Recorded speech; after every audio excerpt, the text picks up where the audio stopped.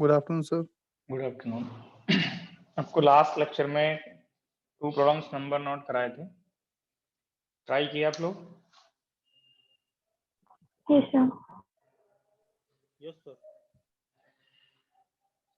Page number 17 पे problem number 15।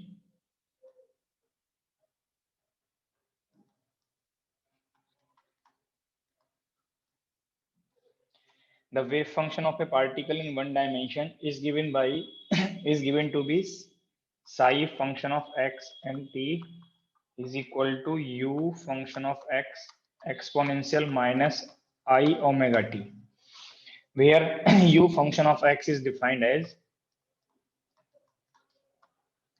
a function of x 1 by 2 a 3 minus x and 0. Function ux is equal to ax if x lies between 0 to 1, and a by 2 multiplied by 3 minus x if x lies between 1 to 3, otherwise 0.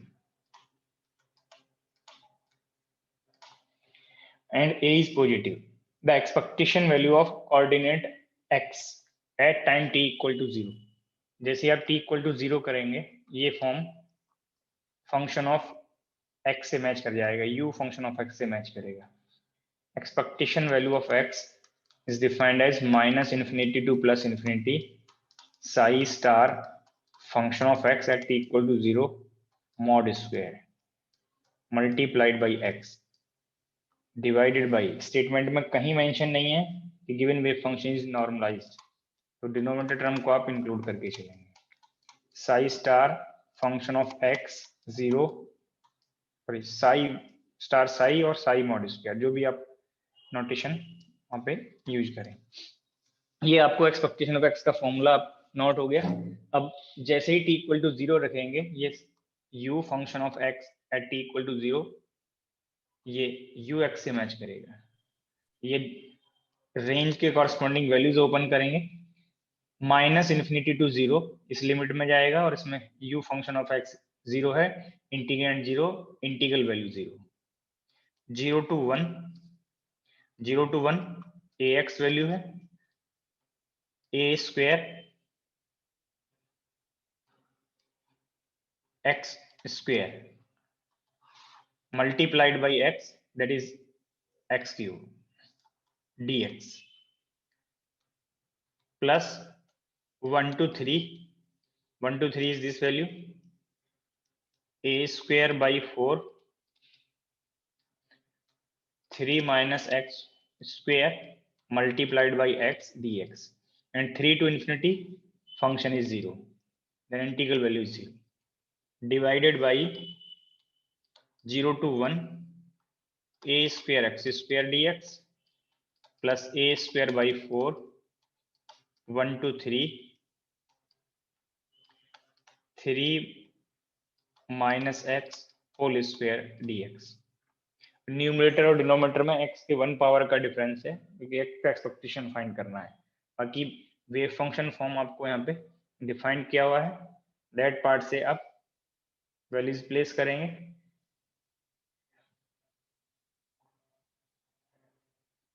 अब ये square open करेंगे, first सम से a square numerator से और denominator से a square common लेके adjust हो गया. फर्स्ट सम का आपने इंटीग्रल किया तो x power 4 by 4 integration limit 0 to 1 plus यहाँ पे 1 बाई 4 और 1 टू 3 इंटीग्रल. स्क्वायर ओपन करेंगे तो फर्स्ट टर्म का स्क्वायर 9 और x मल्टीप्लाई कर रहे हैं 9x प्लस स्क्वायर टर्म से x स्क्वायर और x मल्टीप्लाई किया तो x cube minus 6x square dx divided by x power 3 by 3 integration limit 0 to 1 plus 1 by 4 integration limit 1 to 3 9 plus x square minus 6x dx. अब ये first term में limit place करेंगे, second term का भी integral place करेंगे। Next page पे मैं note कर रहा हूँ। फर्स्ट टर्म में अपर लिमिट पे रिजल्ट कंट्रीब्यूट करेगा, लोअर लिमिट पे 0 होने से रिजल्ट 0 हो जाएगा। Then first term x power 4/4, तो 1 power 4 is 1 and 1/4 first term contribution, plus 1/4 second term में यहाँ पे इंटीग्रल करेंगे तो x²/2 बनेगा, 9 मल्टीप्लाई में है, इंटीग्रेशन लिमिट 1 to 3, एक साथ आप इंटीग्रेशन लिमिट प्लेस कर देंगे। सेकेंड टर्म x³ है तो x power 4/4 minus last term है 6x², that is 6x power 3/3, integration limit 1 to 3 divided by first term 1/4 as such, sorry 1/3,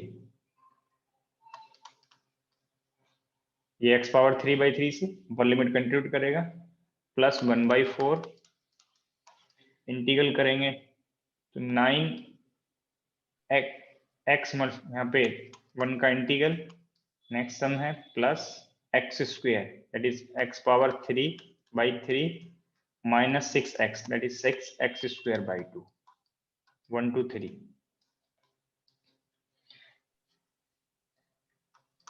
one by four. Sir पहले ही class शुरू होगी 2 बजे पूछिए। हाँ जी क्या हुआ? सर ये फर्स्ट स्लाइड है क्या?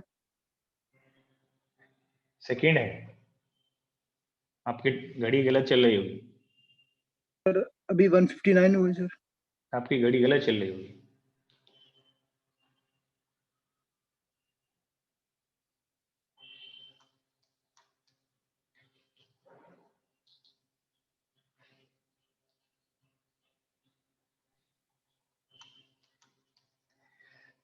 लिमिट रखेंगे, ये 9 यहाँ पे 9/2 multiplied by x², upper limit पे 9 और लोअर लिमिट पे -1, 3 power 4 -1/4 -6/3 that is 2, 3 power 3 -1 divided by 1/3 plus 1/4 9 3 -1 plus 3 power 3 -1/3 -3 3² -1।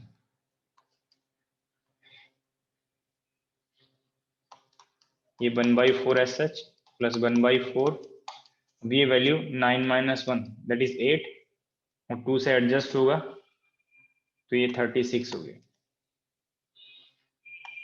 Plus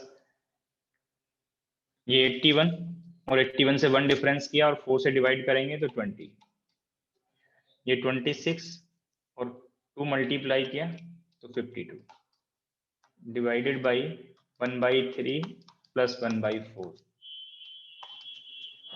ये 3 -1, ये 9 मल्टीप्लाई किया तो 18 और ये 27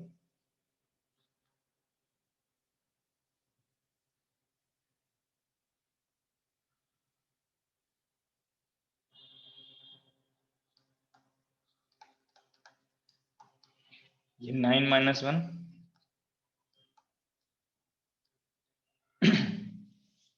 24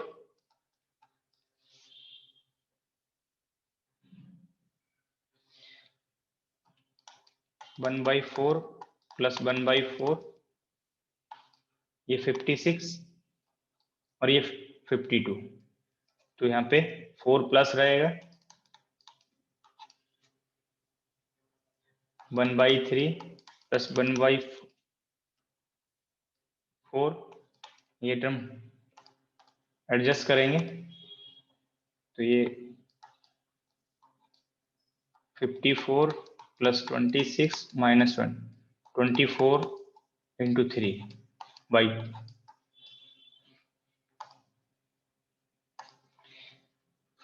तो न्यूमरेटर में 1/4 + 1 और ये टर्म 1/3, ये टर्म को कंपेयर करिए, यहाँ पे ये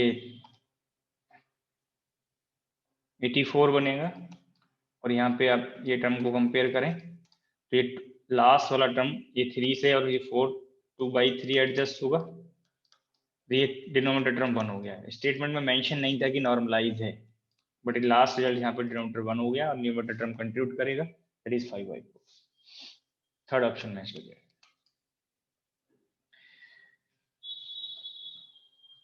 नेक्स्ट प्रॉब्लम नोट कराया था आपको पेज नंबर 19 पे। Sir plus first side slow कर दो सर। आपको जो लास्ट लेक्चर में 2 प्रॉब्लम्स नोट कराई थी उन्हीं को डिस्कस कर रहे हैं।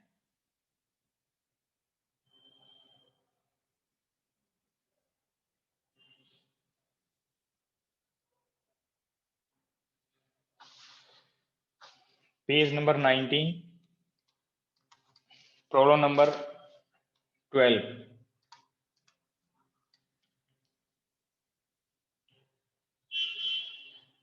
The wave function of an electron in one dimension is given by psi function of x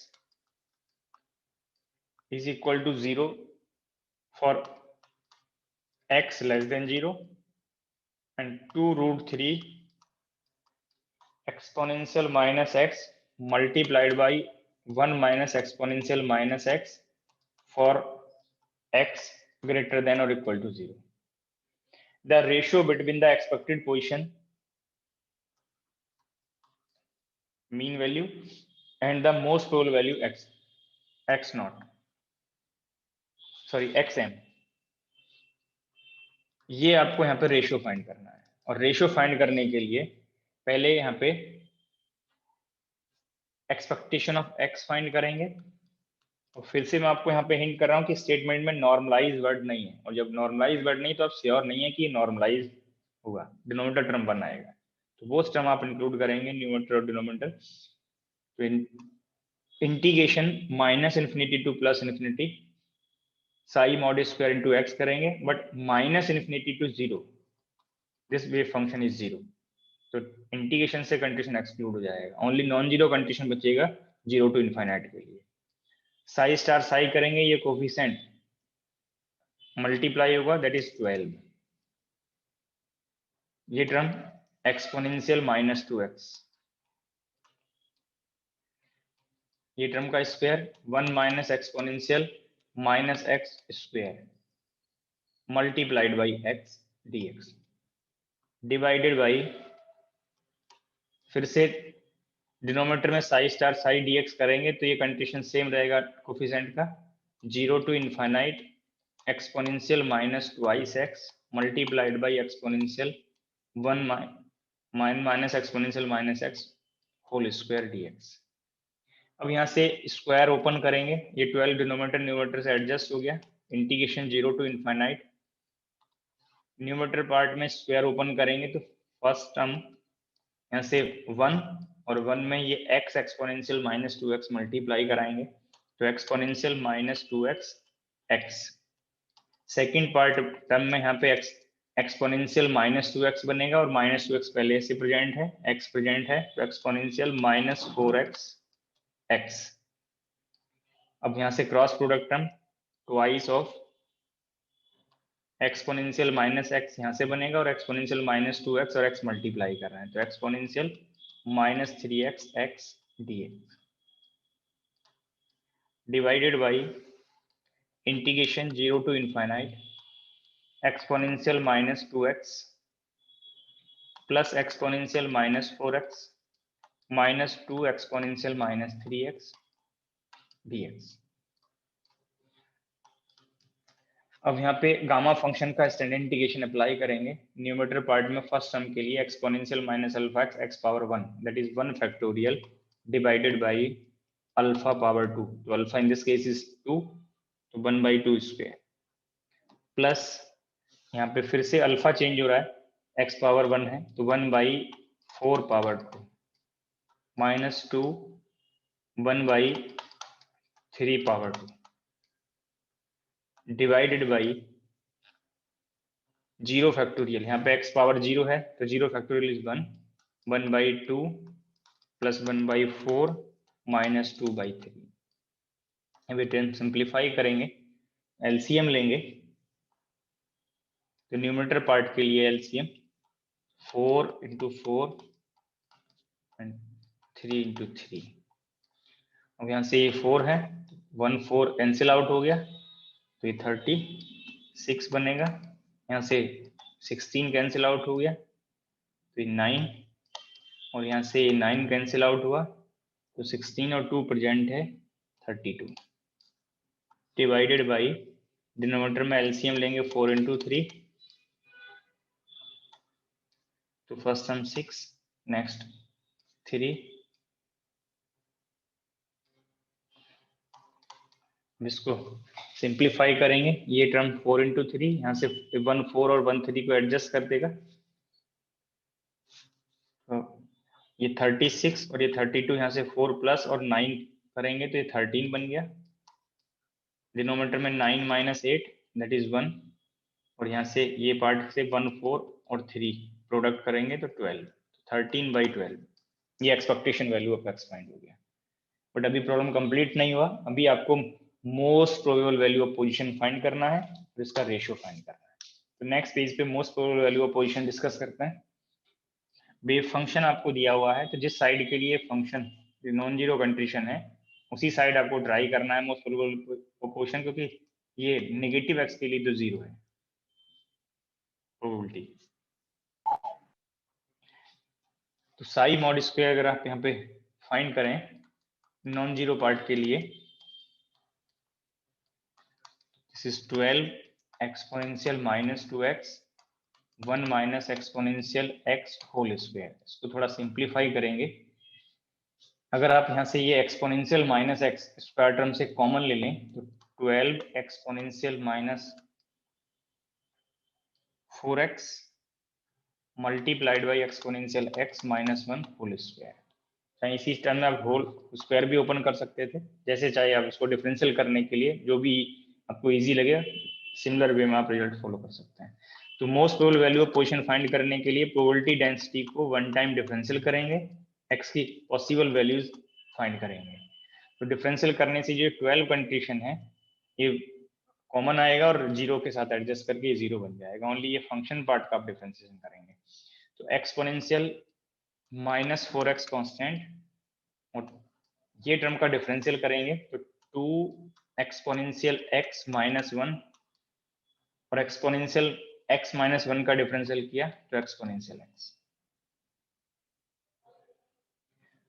minus, अब ये term constant sorry plus exponential x - 1 whole square, ये टर्म कांस्टेंट। अब ये टर्म का डिफरेंशियल करेंगे तो एक्सपोनेंशियल फैक्टर एज सच और exponent का डिफरेंशियल किया तो -4 मस्ट बी 0।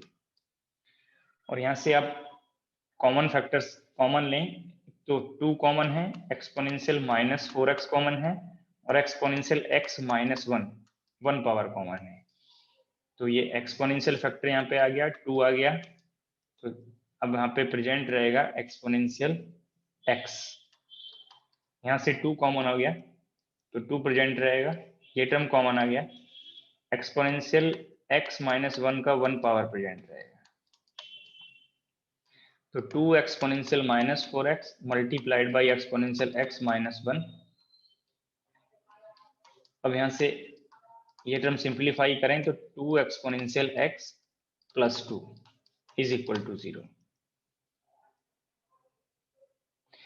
तो जैसे ही आप ये रिजल्ट को चेक करेंगे, अगर ये आपने 0 किया, एक्सपोनेंशियल -4x 0 हो सकता है, इस पार्ट से 2 माइनस एक्सपोनेंशियल x बचेगा तो एक्सपोनेंशियल x वैल्यू 2 हो सकती है, और इस पार्ट को जब आप 0 करेंगे तो एक्सपोनेंशियल x वैल्यू 1 हो सकती है। ये पॉसिबिलिटीज बनेंगी, बट जैसे ही आप इस पार्ट को और सिंप्लीफाई करेंगे फर्स्ट टर्म को, तो यहाँ से आपको ये भी कंफर्म होगा कि एक्सपोनेंशियल -x और एक्सपोनेंशियल x 0 हो सकता है, एक्सपोनेंशियल एक्स वैल्यू 2 है और एक्सपोनेंशियल एक्स वैल्यू 1 है। यहाँ से यही पार्ट प्लस भी हो सकता है। तो एक्सपोनेंशियल एक्स की वैल्यू आपको यहाँ पे फाइंड हो गई, चाहे तो आप यहीं पे लॉग लेके रिजल्ट एक्स के लिए फाइंड कर सकते थे, बट क्योंकि फंक्शन हमें कंपेयर करना है, सेकंड ऑर्डर डेरिवेटिव भी चेक कर सकते थे, या एक मैंने लास्ट लेक्चर में एक मेथड बताया था कि फंक्शन में वैल्यूज प्लेस करके भी वैल्यूज को कंपेयर कर लें, जो लार्जेस्ट वैल्यू होगा उस पर most probable value of position find कर सकते हैं। तो यहाँ पे हमें एक्सपोनेंशियल एक्स की रिक्वायरमेंट है, तो लॉग फाइंड करने की जरूरत भी नहीं है अभी। आप कंपेयर करें Sai function of x mod square that is probability density for a particular value of x. अगर आप यहाँ पे एक्सपोनेंशियल एक्स को 0 कर दें या एक्सपोनेंशियल माइनस एक्स, दोनों पार्ट 0 है यहाँ से, इस पर्टिकुलर केस से जो रिक्वायर्ड वो आप प्लेस कर सकते हैं। तो एक्सपोनेंशियल एक्स को यहाँ पे जैसे ही आपने 0 किया तो ये टर्म यहाँ से ये एक्सपोनेंशियल माइनस एक्स 0 होने से ये टर्म 0 बन गया। Psi function of x mod square, अब exponential x is equal to 1 पे चेक करें तो एक्सपोनेंशियल एक्स माइनस 1 इस पार्ट से 1 माइनस 1 डिफरेंस होने से ये वैल्यू भी 0 हो गई। और जैसे ही आप थर्ड वैल्यू चेक करेंगे psi X mod square exponential x is equal to 2, तो ये 12 और ये term exponential minus X is 1/2, इसको पावर 4 लिख सकते हैं। Exponential x is 2 then 2 minus 1 whole square. तो ये वैल्यू को आप चेक कर सकते हैं, ये वैल्यू पॉजिटिव है और नॉन जीरो है। तो 3 वैल्यूज आपने फाइंड की थी x के लिए, और दीज वैल्यूज से 2 वैल्यूज ऑफ x के लिए प्रोबेबिलिटी 0 है और एक के लिए पॉजिटिव और नॉन जीरो है। तो this is maximum probability, this term is maximum probability. तो x की एक्सपोनेंशियल x इक्वल टू 2 पे जो प्रोबेबिलिटी है वो मैक्सिमम बनेगा। Then most probable value of position is, अब यहाँ पे exponential x is equal to 2 से आप फाइंड करेंगे तो एट एक्सपोनेंशियल इक्वल टू 2 पे साई मॉड स्क्वायर मैक्सिमम है, और यही हमें मोस्ट प्रोबेबल वैल्यू फाइंड करना था। तो यहाँ से लॉग फाइंड करेंगे, देन x इज ln2 और ln2 की वैल्यू आप प्लेस करेंगे, नेचुरल लॉग है तो ये xm आपको पता चल गया। और आपको रेशियो फाइंड करना था expectation of x divided by xm, 13/12 divided by ln2 0.693। ये वैल्यू को आप यहाँ पे डिवाइड कर लीजिए, रेशियो लेंगे तो ये वैल्यू 1.5629, 4 डेसिमल प्लेस में मैंने फाइंड कर दिया क्योंकि यहाँ पे रिजल्ट दिए हैं 3 डेसिमल प्लेस के लिए। तो ये राउंड ऑफ करेंगे तो 1.563 में राउंड ऑफ हो जाएगा, सेकंड ऑप्शन करेक्ट बन गया। दीज 2 प्रॉब्लम्स आपको ट्राई करने के लिए बोला था, आप लोग ट्राई किए होंगे, स्टेप्स को आप जो आपने फॉलो किए उनसे आप कंपेयर कर सकते हैं।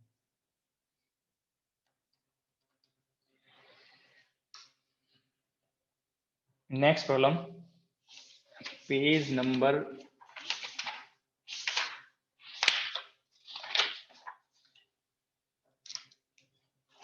34, पेज नंबर 34 प्रॉब्लम नंबर 28। एक बार स्टेटमेंट रीड कर लीजिए। Page number 34 problem number 28। देखो असाइनमेंट चेंज हो रहा है यहाँ पे, और प्रॉब्लम का स्टेटमेंट पढ़ेंगे तो आपको हिंट रहेगा कि जो मेथड आप तक आपको डिस्कस किए हैं उनसे प्रॉब्लम कंप्लीट कर सकते हैं।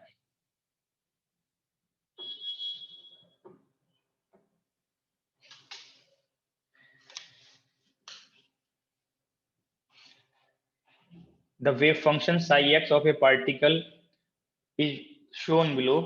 आपको वेव फंक्शन का प्लॉट दिया हुआ है। Here k is constant and small a is greater than small d. The position uncertainty delta x of the particle is। अगर आपको वेव फंक्शन डिफाइंड है तो आप अनसर्टेनिटीज कैलकुलेट कर सकते हैं, एक्सपेक्टेशंस कैलकुलेट कर सकते हैं, और एक्सपेक्टेशन से आप अनसर्टेनिटीज फाइंड कर सकते हैं। तो प्रॉब्लम आपका असाइनमेंट 4 में है, बट आप यहाँ से फिर प्रॉब्लम्स जो मेथड्स आपको बताए हैं उनसे कंप्लीट कर सकते हैं। आपको वेव फंक्शन का प्लॉट दिया हुआ है, Sai function of x versus x आपको प्लॉट दिया है।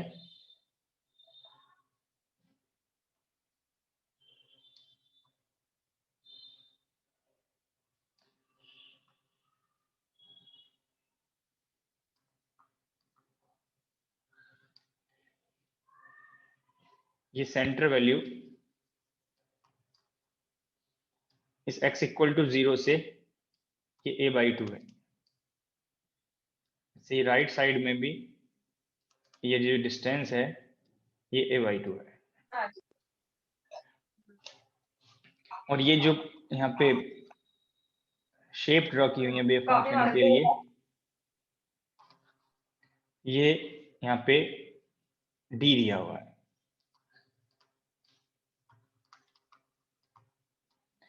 और ये जो वेव फंक्शन के लिए वैल्यू है वो यहाँ पे k दिया हुआ है, कैपिटल K। ये आपको फिगर ड्रॉ किया हुआ है। अब एक्सपेक्टेशंस फाइंड करने के लिए आप इंटीग्रल करेंगे और इंटीग्रल के लिए आपको यहाँ पे लिमिट्स चाहिए। और जब आप लिमिट्स करेक्टली फाइंड कर लेंगे तो आप एक्सपेक्टेशंस फाइंड कर सकते हैं। आप एक्सपेक्टेशन ऑफ x और expectation of x square find करेंगे जिस अनसर्टेनिटी टर्म के लिए। Integration minus infinity two plus infinity Sai x mod square x dx divided by integration minus infinity two plus infinity Sai x mod square dx। जो यहाँ पे shape दिया हुआ है, वे फंक्शन का प्लॉट दिया है, आप ये चेक कर सकते हैं। सभी को ये आइडिया है कि यहाँ पे जो प्लॉट है x को अगर आप -x कर दें तो वेव फंक्शन सेम रहेगा। It means given wave function even है। वेव फंक्शन इवन है और इक्वल अपोजिट पार्ट के लिए यहाँ पर ड्रॉ किया हुआ था। अब ये लिमिट इक्वल अपोजिट रहेगा और यहाँ पे जैसे ही वेव फंक्शन का आपको आइडिया कि पेरिटी डेफिनेट है तो ये इंटीग्रेंड की पेरिटी आपको कंफर्म होगी। इंटीग्रेंड की पेरिटी ऑड है तो ये रिजल्ट श्योरली 0 आएगा। अब चाहे तो ये कंफर्म भी आप कर सकते हैं। फिर से अगर कंफर्म करना हो, मैंने आपको ये बता दिया कि रिजल्ट 0 बनेगा, आप ये कंफर्म कर सकते थे। अब इस पॉइंट की लिमिट और इस पॉइंट की लिमिट आप यहाँ पे फाइंड करें तो लिमिट से यहाँ पे आपको इस पॉइंट के लिए लिमिट का आइडिया होना चाहिए। जैसे ही आप ये x इक्वल टू 0 के लेफ्ट में जाएंगे, ये जो डिस्टेंस है ये नेगेटिव में जाएगा और इस पॉइंट की वैल्यू मोर नेगेटिव है। इस पॉइंट के रेस्पेक्ट में, मिड पॉइंट के रेस्पेक्ट में ये पॉइंट की वैल्यू मोर नेगेटिव है और ये टोटल डिस्टेंस दिया हुआ है d, तो इसके हाफ सेंटर से एक साइड d/2 डिस्टेंस बनेगा। तो इस पॉइंट का लिमिट बन गया -a/2 -d/2। इस पॉइंट का लिमिट अब की बार a/2 से ये डिस्टेंस लेस डिस्टेंस है। अगर इसकी एब्सोल्यूट वैल्यू पे जाएं तो ये फॉर्म को आप कंपेयर कर सकते हैं। इस पार्ट के लिए आप d/2 ऐड कर देंगे यहाँ पे। ऐसे ही ये पार्ट पे आप जाएं, ये पार्ट a/2 प्लस है इस पॉइंट तक और राइट साइड में ऑल वैल्यूज x के राइट साइड में जो वैल्यूज आएंगी प्लस होंगी, बट ये वैल्यू a/2 से लेस है, ये पॉइंट का जो कोऑर्डिनेट है, बट ये वैल्यू a/2 से लार्ज वैल्यू है। तो आप लिमिट वैल्यूज करेक्टली यहाँ पे प्लेस कर सकते हैं और यहाँ पे -a/2 -d/2 लोअर लिमिट इस पर्टिकुलर शेप के लिए और अपर लिमिट बनेगा -a/2 + d/2 और वेव फंक्शन की वैल्यू इस रेंज में कांस्टेंट वैल्यू है k और साई स्टार साई किया तो ये k² बन गया। x मल्टीप्लाई करेंगे, ऐसे ही इस पर्टिकुलर शेप के लिए वैल्यू k है, साई स्टार साई किया तो k² और लिमिट बनेगा a/2 -d/2 to a/2 + d/2 x dx।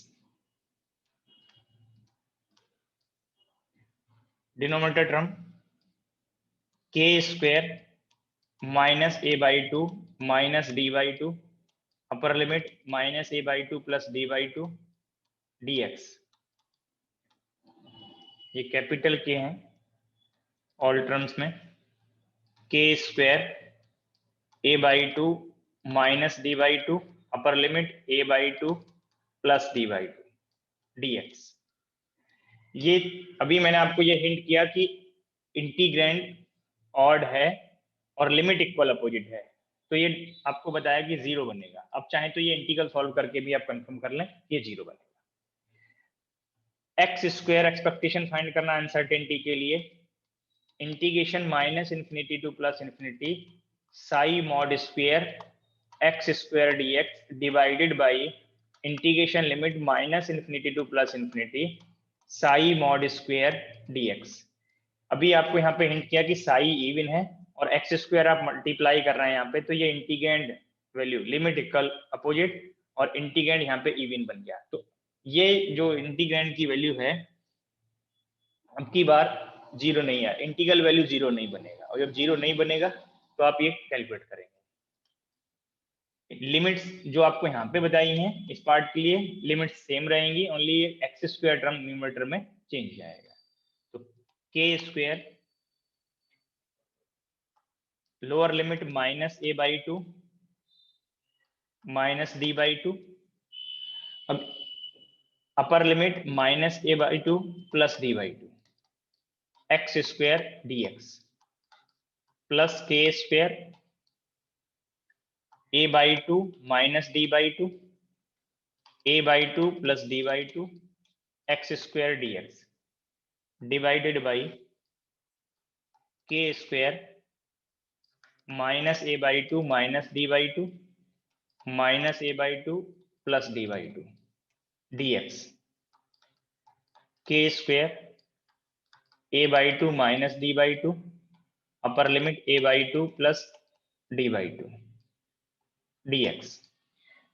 आप चाहें तो मैंने ये दोनों टर्म्स आपको सेपरेटली दीज टू शेप के लिए नोट कर दिए।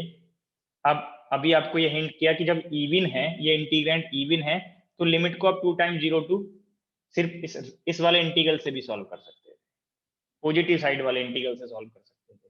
चाहे बोथ इंटीग्रल्स को आप चेक कर लीजिए, दोनों का कंडीशन सेम आएगा। जो न्यूमरेटर में बोथ सेपरेटली इंटीग्रल्स हैं, डिनोमिनेटर में भी बोथ इंटीग्रेशंस वैल्यू सेम आएंगे। चाहे जैसे आप इसको ट्राई कर सकते हैं।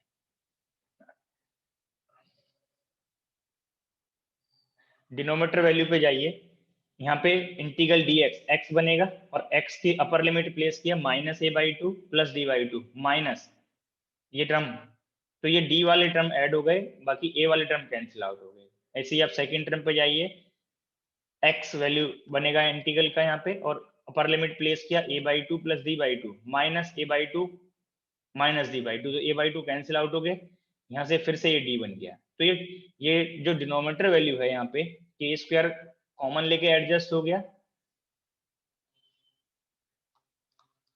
जो बोथ इंटीग्रेशंस न्यूमरेटर में हैं दोनों का इंटीग्रल वैल्यू सेम आएगा, और डिनोमिनेटर में जो बोथ टर्म्स थे बोथ का इंटीग्रल वैल्यू डी आ रहा है, के स्क्वायर कैंसिल आउट हो गया, एडजस्ट हो गया।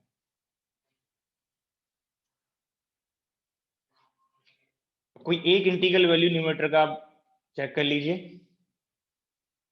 ठीक है, उसको डबल करके भी रिजल्ट आप फाइंड कर सकते हैं। यहाँ पे x पावर 3 बाई 3 बनेगा,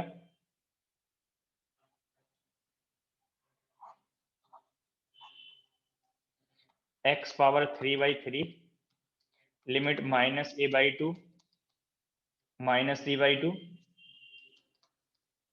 अपर limit minus A by two plus D by to. Second term भी चाहे सेपरेटली आप चेक कर लें, बट मैंने हिंट कर दिया क्योंकि इवन फंक्शन है, दोनों का कंडीशन सेम आएगा, तो आपकी चॉइस है, चाहे सेपरेटली फाइंड कर लें चाहे इसको डबल कर लें।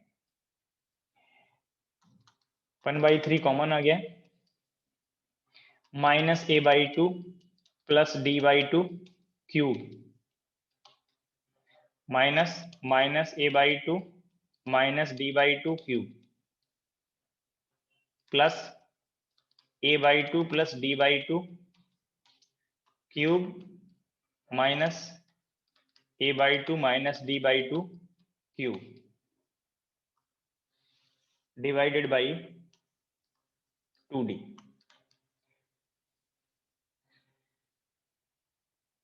वन बाई 3, ये क्यूब ओपन करेंगे तो ये 2 पावर 3, आप ऑल टर्म से 2 पावर 3 कॉमन ले सकते हैं।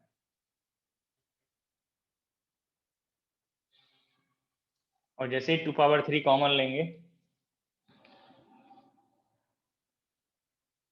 यही आप सेपरेटली सिंप्लीफाई कर लें तो ये माइनस a बाई 2, तो minus a by 2 power 3 plus d by 2 power 3 minus 3 a d by 4 minus a by 2 plus d by 2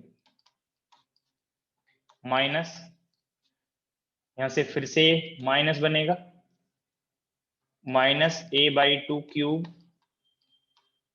minus d by 2 cube plus 3a d by 4 minus a by 2 minus d by 2। ऐसे ही आप second term के लिए note कर सकते हैं।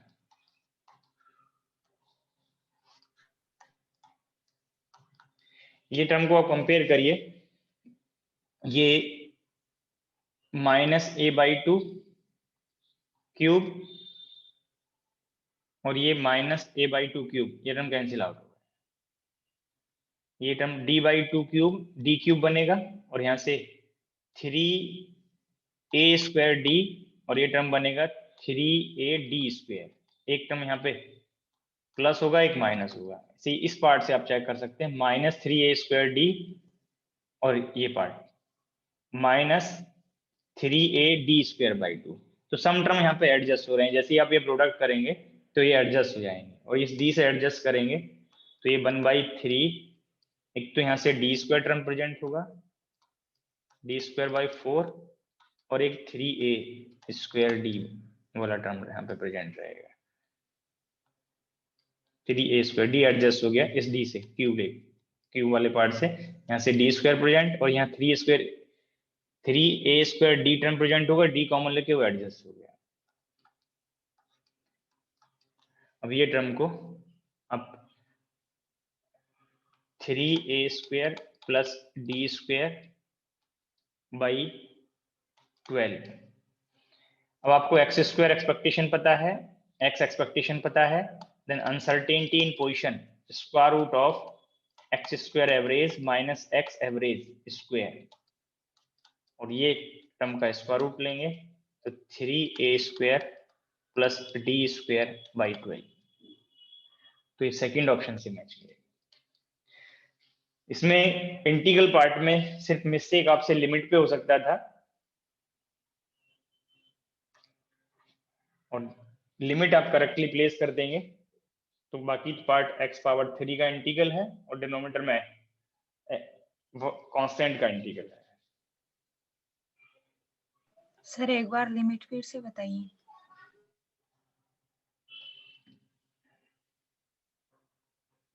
देखो मैं next page पे आपको हिंट कर रहा हूँ लिमिट के लिए। पहले मैं पॉजिटिव के लिए हिंट कर रहा हूँ। ये पॉइंट की डिस्टेंस आपको दिया हुआ है तो ये x इक्वल टू 0 है, तो इस पॉइंट के कोऑर्डिनेट आपको पता चल गए। ये वैल्यू दिया a बाई 2 और ये यहाँ से यहाँ तक का जो डिस्टेंस है वो d बाई 2 है। यहाँ से यहाँ तक का डिस्टेंस ये d बाई 2 है। ये डायग्राम से सभी को कंफर्म होना चाहिए। अब ये पॉइंट पे जाएं तो ये सपोज x1 है और ये x2 है, तो x1 आप चेक कर सकते हैं a बाई 2 से अगर ये d बाई 2 डिफरेंस कर दें तो ये डिस्टेंस आपको मिल गया। अगर ये डिस्टेंस यहाँ से डिफरेंस कर दें x1 के लिए a बाई 2 से तो x1 वैल्यू आपको मिल गया। तो a बाई 2 से मैंने d बाई 2 ही डिफरेंस किया है लोअर लिमिट में पॉजिटिव साइड के लिए। अब यहाँ से ये d बाई 2 ऐड कर दें a बाई 2 तो ये x2 बन गया। क्लियर हुआ है नहीं?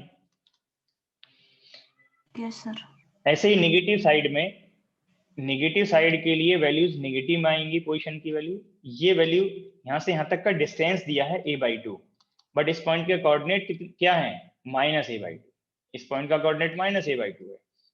अब ये वैल्यू dy2 है अगर x का एब्सोल्यूट वैल्यू को चेक करें, बट जब आप लिमिट लेंगे तो इस पॉइंट के कोऑर्डिनेट माइनस हैं, तो ये मान लीजिए मैंने x3 लिख दिया और x3 की वैल्यू आप चेक करें, यहाँ से यहाँ तक ये डिस्टेंस को ऐड करना है और x के लेफ्ट में जा रहे हैं तो माइनस बनेगा, और ये डिस्टेंस है a/2 plus d/2, absolute value था डिस्टेंस का, बट इसका माइनस किया तो माइनस मैंने मल्टीप्लाई कर दिया, तो दोनों साइन माइनस हो गए। x4 के लिए ये ये x4 है और ये x3 है, तो x4 के लिए आप चेक करें, एब्सोल्यूट वैल्यू पे जाएं पहले, एब्सोल्यूट वैल्यू है a/2 से d/2 डिफरेंस करेंगे तो ये एब्सोल्यूट वैल्यू है, बट ये वैल्यू माइनस में है तो आप चेक कर सकते हैं माइनस a/2 प्लस d/2, तो ये लिमिट इजीली आप फाइंड कर सकते हैं। यही मैंने आपको वहां पे यूज किया इंटीग्रल पार्ट के लिए। क्लियर हो गया सभी को लिमिट? Yes sir.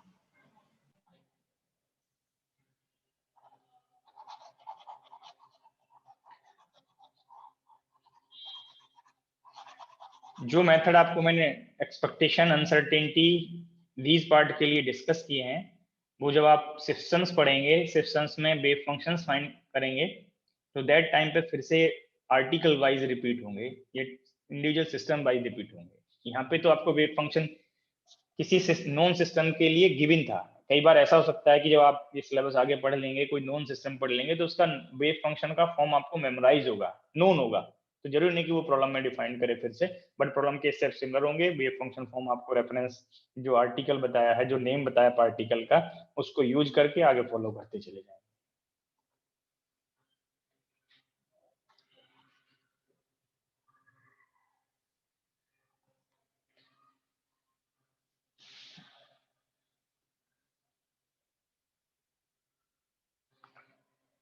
तो डिस्कस करते हैं हाइजेनबर्ग अनसर्टेनिटी प्रिंसिपल।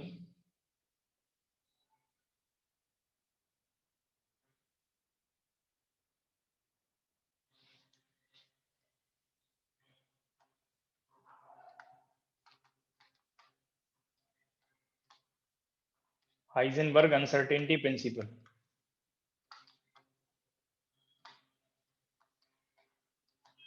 ये वेव फंक्शन से पहले का कंसेप्ट है। जैसे ही डी ब्रोगली कंसेप्ट आपको डिस्कस किया, उसके बाद कैसे आप सिस्टम से रिजल्ट्स फाइंड करेंगे, दैट टाइम पे आपको ये हाइजेनबर्ग अनसर्टेनिटी प्रिंसिपल डिस्कस करना था, वेव फंक्शन से पहले और डी ब्रोगली कंसेप्ट के बाद, वेव पैकेट के बाद। बट कुछ रिजल्ट आपको डिस्कस करने के लिए मैंने वेव फंक्शन पहले हिंट किया, वेव फंक्शन से रिजल्ट फाइंड करना बताया, जिससे आप सम डाउट्स को एलिमिनेट कर पाए। हाइजेनबर्ग अनसर्टेनिटी प्रिंसिपल, जैसे ही मटेरियल पार्टिकल मोशन करेगा, अब मॉडिफाइड डी ब्रोगली कंसेप्ट्स के according large number of wave associate होंगी। तरह से आपको ये हिंट किया कि अगर पार्टिकल बाउंड स्टेट को रिप्रेजेंट करता है तो वहां पे वेव फंक्शन लोकलाइज होगा या वेव पैकेट बनेगा, और वेव पैकेट में लिमिटेड शेप आपको बताया था।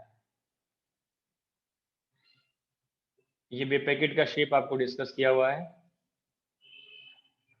कैसे अराइज होगा वो पॉइंट भी आपको हिंट किए हुए हैं।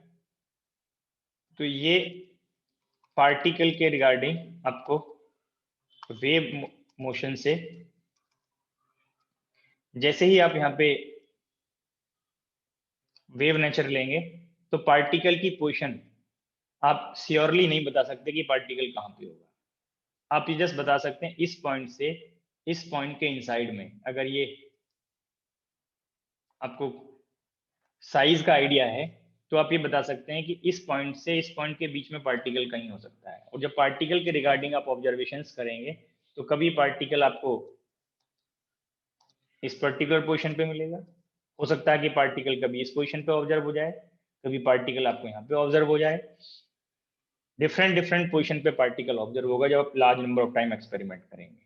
But out of numerous experiments, ये इस रीजन में आपको मोर चांसेस मिलेंगे, पार्टिकल की पोजीशन इस रीजन में मोस्टली आपको ऑब्जर्व होगा। More number of times particle इस रीजन में, जहां पे एम्पलीट्यूड लार्ज है उस रीजन में पार्टिकल के मोर चांसेस होंगे। बट अगर यहाँ पे अगर आपने 100 टाइम एक्सपेरिमेंट किया और 40 और 50% टाइम इस रीजन में मिल गया पार्टिकल, बट यहाँ पे भी तो 1 टाइम मिल सकता है, 2 टाइम मिल सकता है, हो सकता है 5 टाइम्स इस रीजन में मिल जाए पार्टिकल। तो जो ये रेंज आपको यहाँ पे मैंने ये शेप बताया, आई टाइप शेप, इसके इनसाइड में पार्टिकल कहीं भी ऑब्जर्व हो सकता है, और जब ऑब्जर्व होगा तो पार्टिकल की पोजीशन के रिगार्डिंग आपको एक रेंज मिलेगा, और रेंज मिलेगा इट मीन्स वहां पे अनसर्टेनिटी अराइज होगी। तो due to wave nature of the matter uncertainty arise होती है। जब पार्टिकल की पोजीशन को आप मेजर करेंगे, क्वांटम मैकेनिकल पार्टिकल की पोजीशन को, तो आप श्योरिटी से आप नहीं बता सकते कि पार्टिकल एग्जैक्टली किस पोजीशन पे है। तो अनसर्टेनिटी अराइज होने का रीजन क्या है कि अगर पार्टिकल नेचर शो करता तो आप एग्जैक्टली बता सकते थे कि पार्टिकल इनिशियली कहाँ है और आफ्टर सम टाइम पार्टिकल किस पोजीशन पे होगा। But due to wave nature uncertainty arise हो गया पोजीशन में, पार्टिकल की पोजीशन अनसर्टेन है। तो उस अनसर्टेनिटी के रिगार्डिंग हाइजेनबर्ग ने एक प्रिंसिपल सजेस्ट किया। उसने मोर टाइम्स एक्सपेरिमेंट किया और उसने थियोरेटिकल एक स्टेटमेंट को यहाँ पे हिंट किया, if the uncertainty in position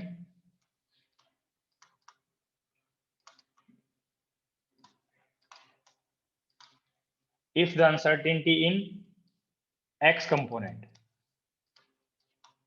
of position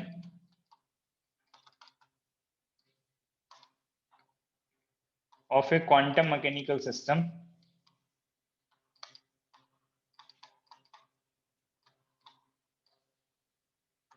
is delta x, then its x component of linear momentum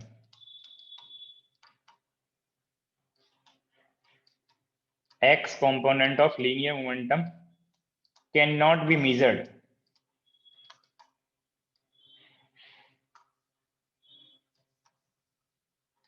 simultaneously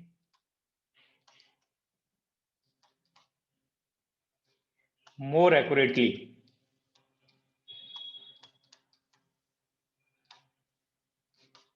than h cross by 2 delta x। ये ओरिजिनल फॉर्म में हाइजेनबर्ग अनसर्टेनिटी प्रिंसिपल का statement है जो Heisenberg ने suggest किया है। But इसी को आप जनरलाइज कर सकते हैं। यहाँ पे तो x और px के लिए है, तो Heisenberg uncertainty product delta x delta px greater than और equal to h cross by 2, ये प्रोडक्ट ऑफ अनसर्टेनिटी बनेगा। Product of uncertainty is in position and its position and corresponding linear momentum. तो ये uncertainty product है जो mathematically आप expression use करते हैं, और उसके रिगार्डिंग आपको ये ओरिजिनल फॉर्म में ये स्टेटमेंट है।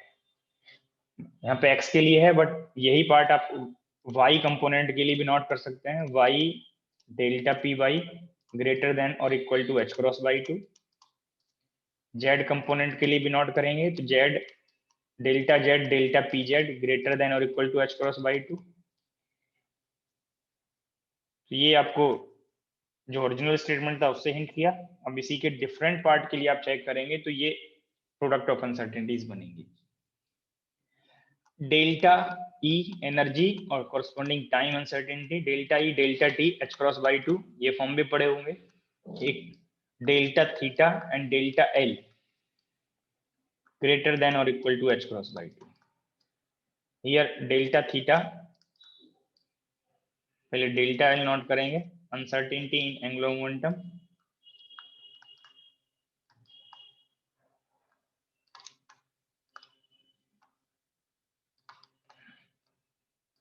and delta theta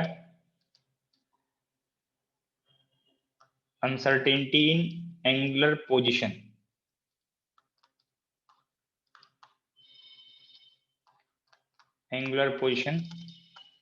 measured in a plane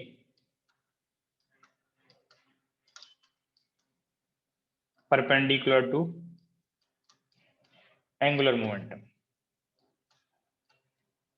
अगर ये z कंपोनेंट है तो delta theta X Y plane में आप मेजर करेंगे।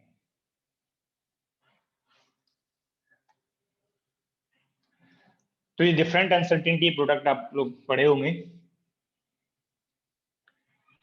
ये रिजल्ट भी आप पढ़े होंगे, delta X delta P by, ये 0 पढ़े होंगे। डिफरेंट कंपोनेंट के लिए लीनियर मोमेंटम और पोजीशन में अनसर्टेनिटी प्रोडक्ट हम 0 पढ़ते हैं। Delta Y delta P X ये 0 पड़े होंगे।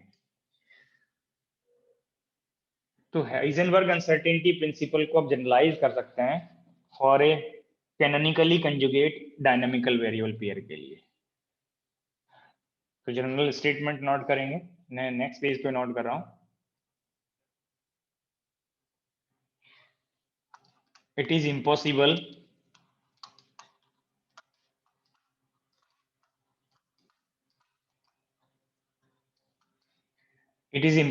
to measure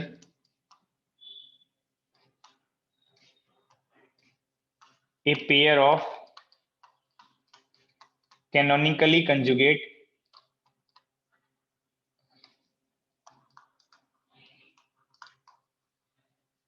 dynamical variables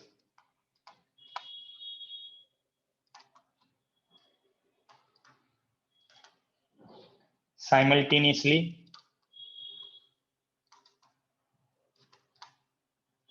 to arbitrary accuracy.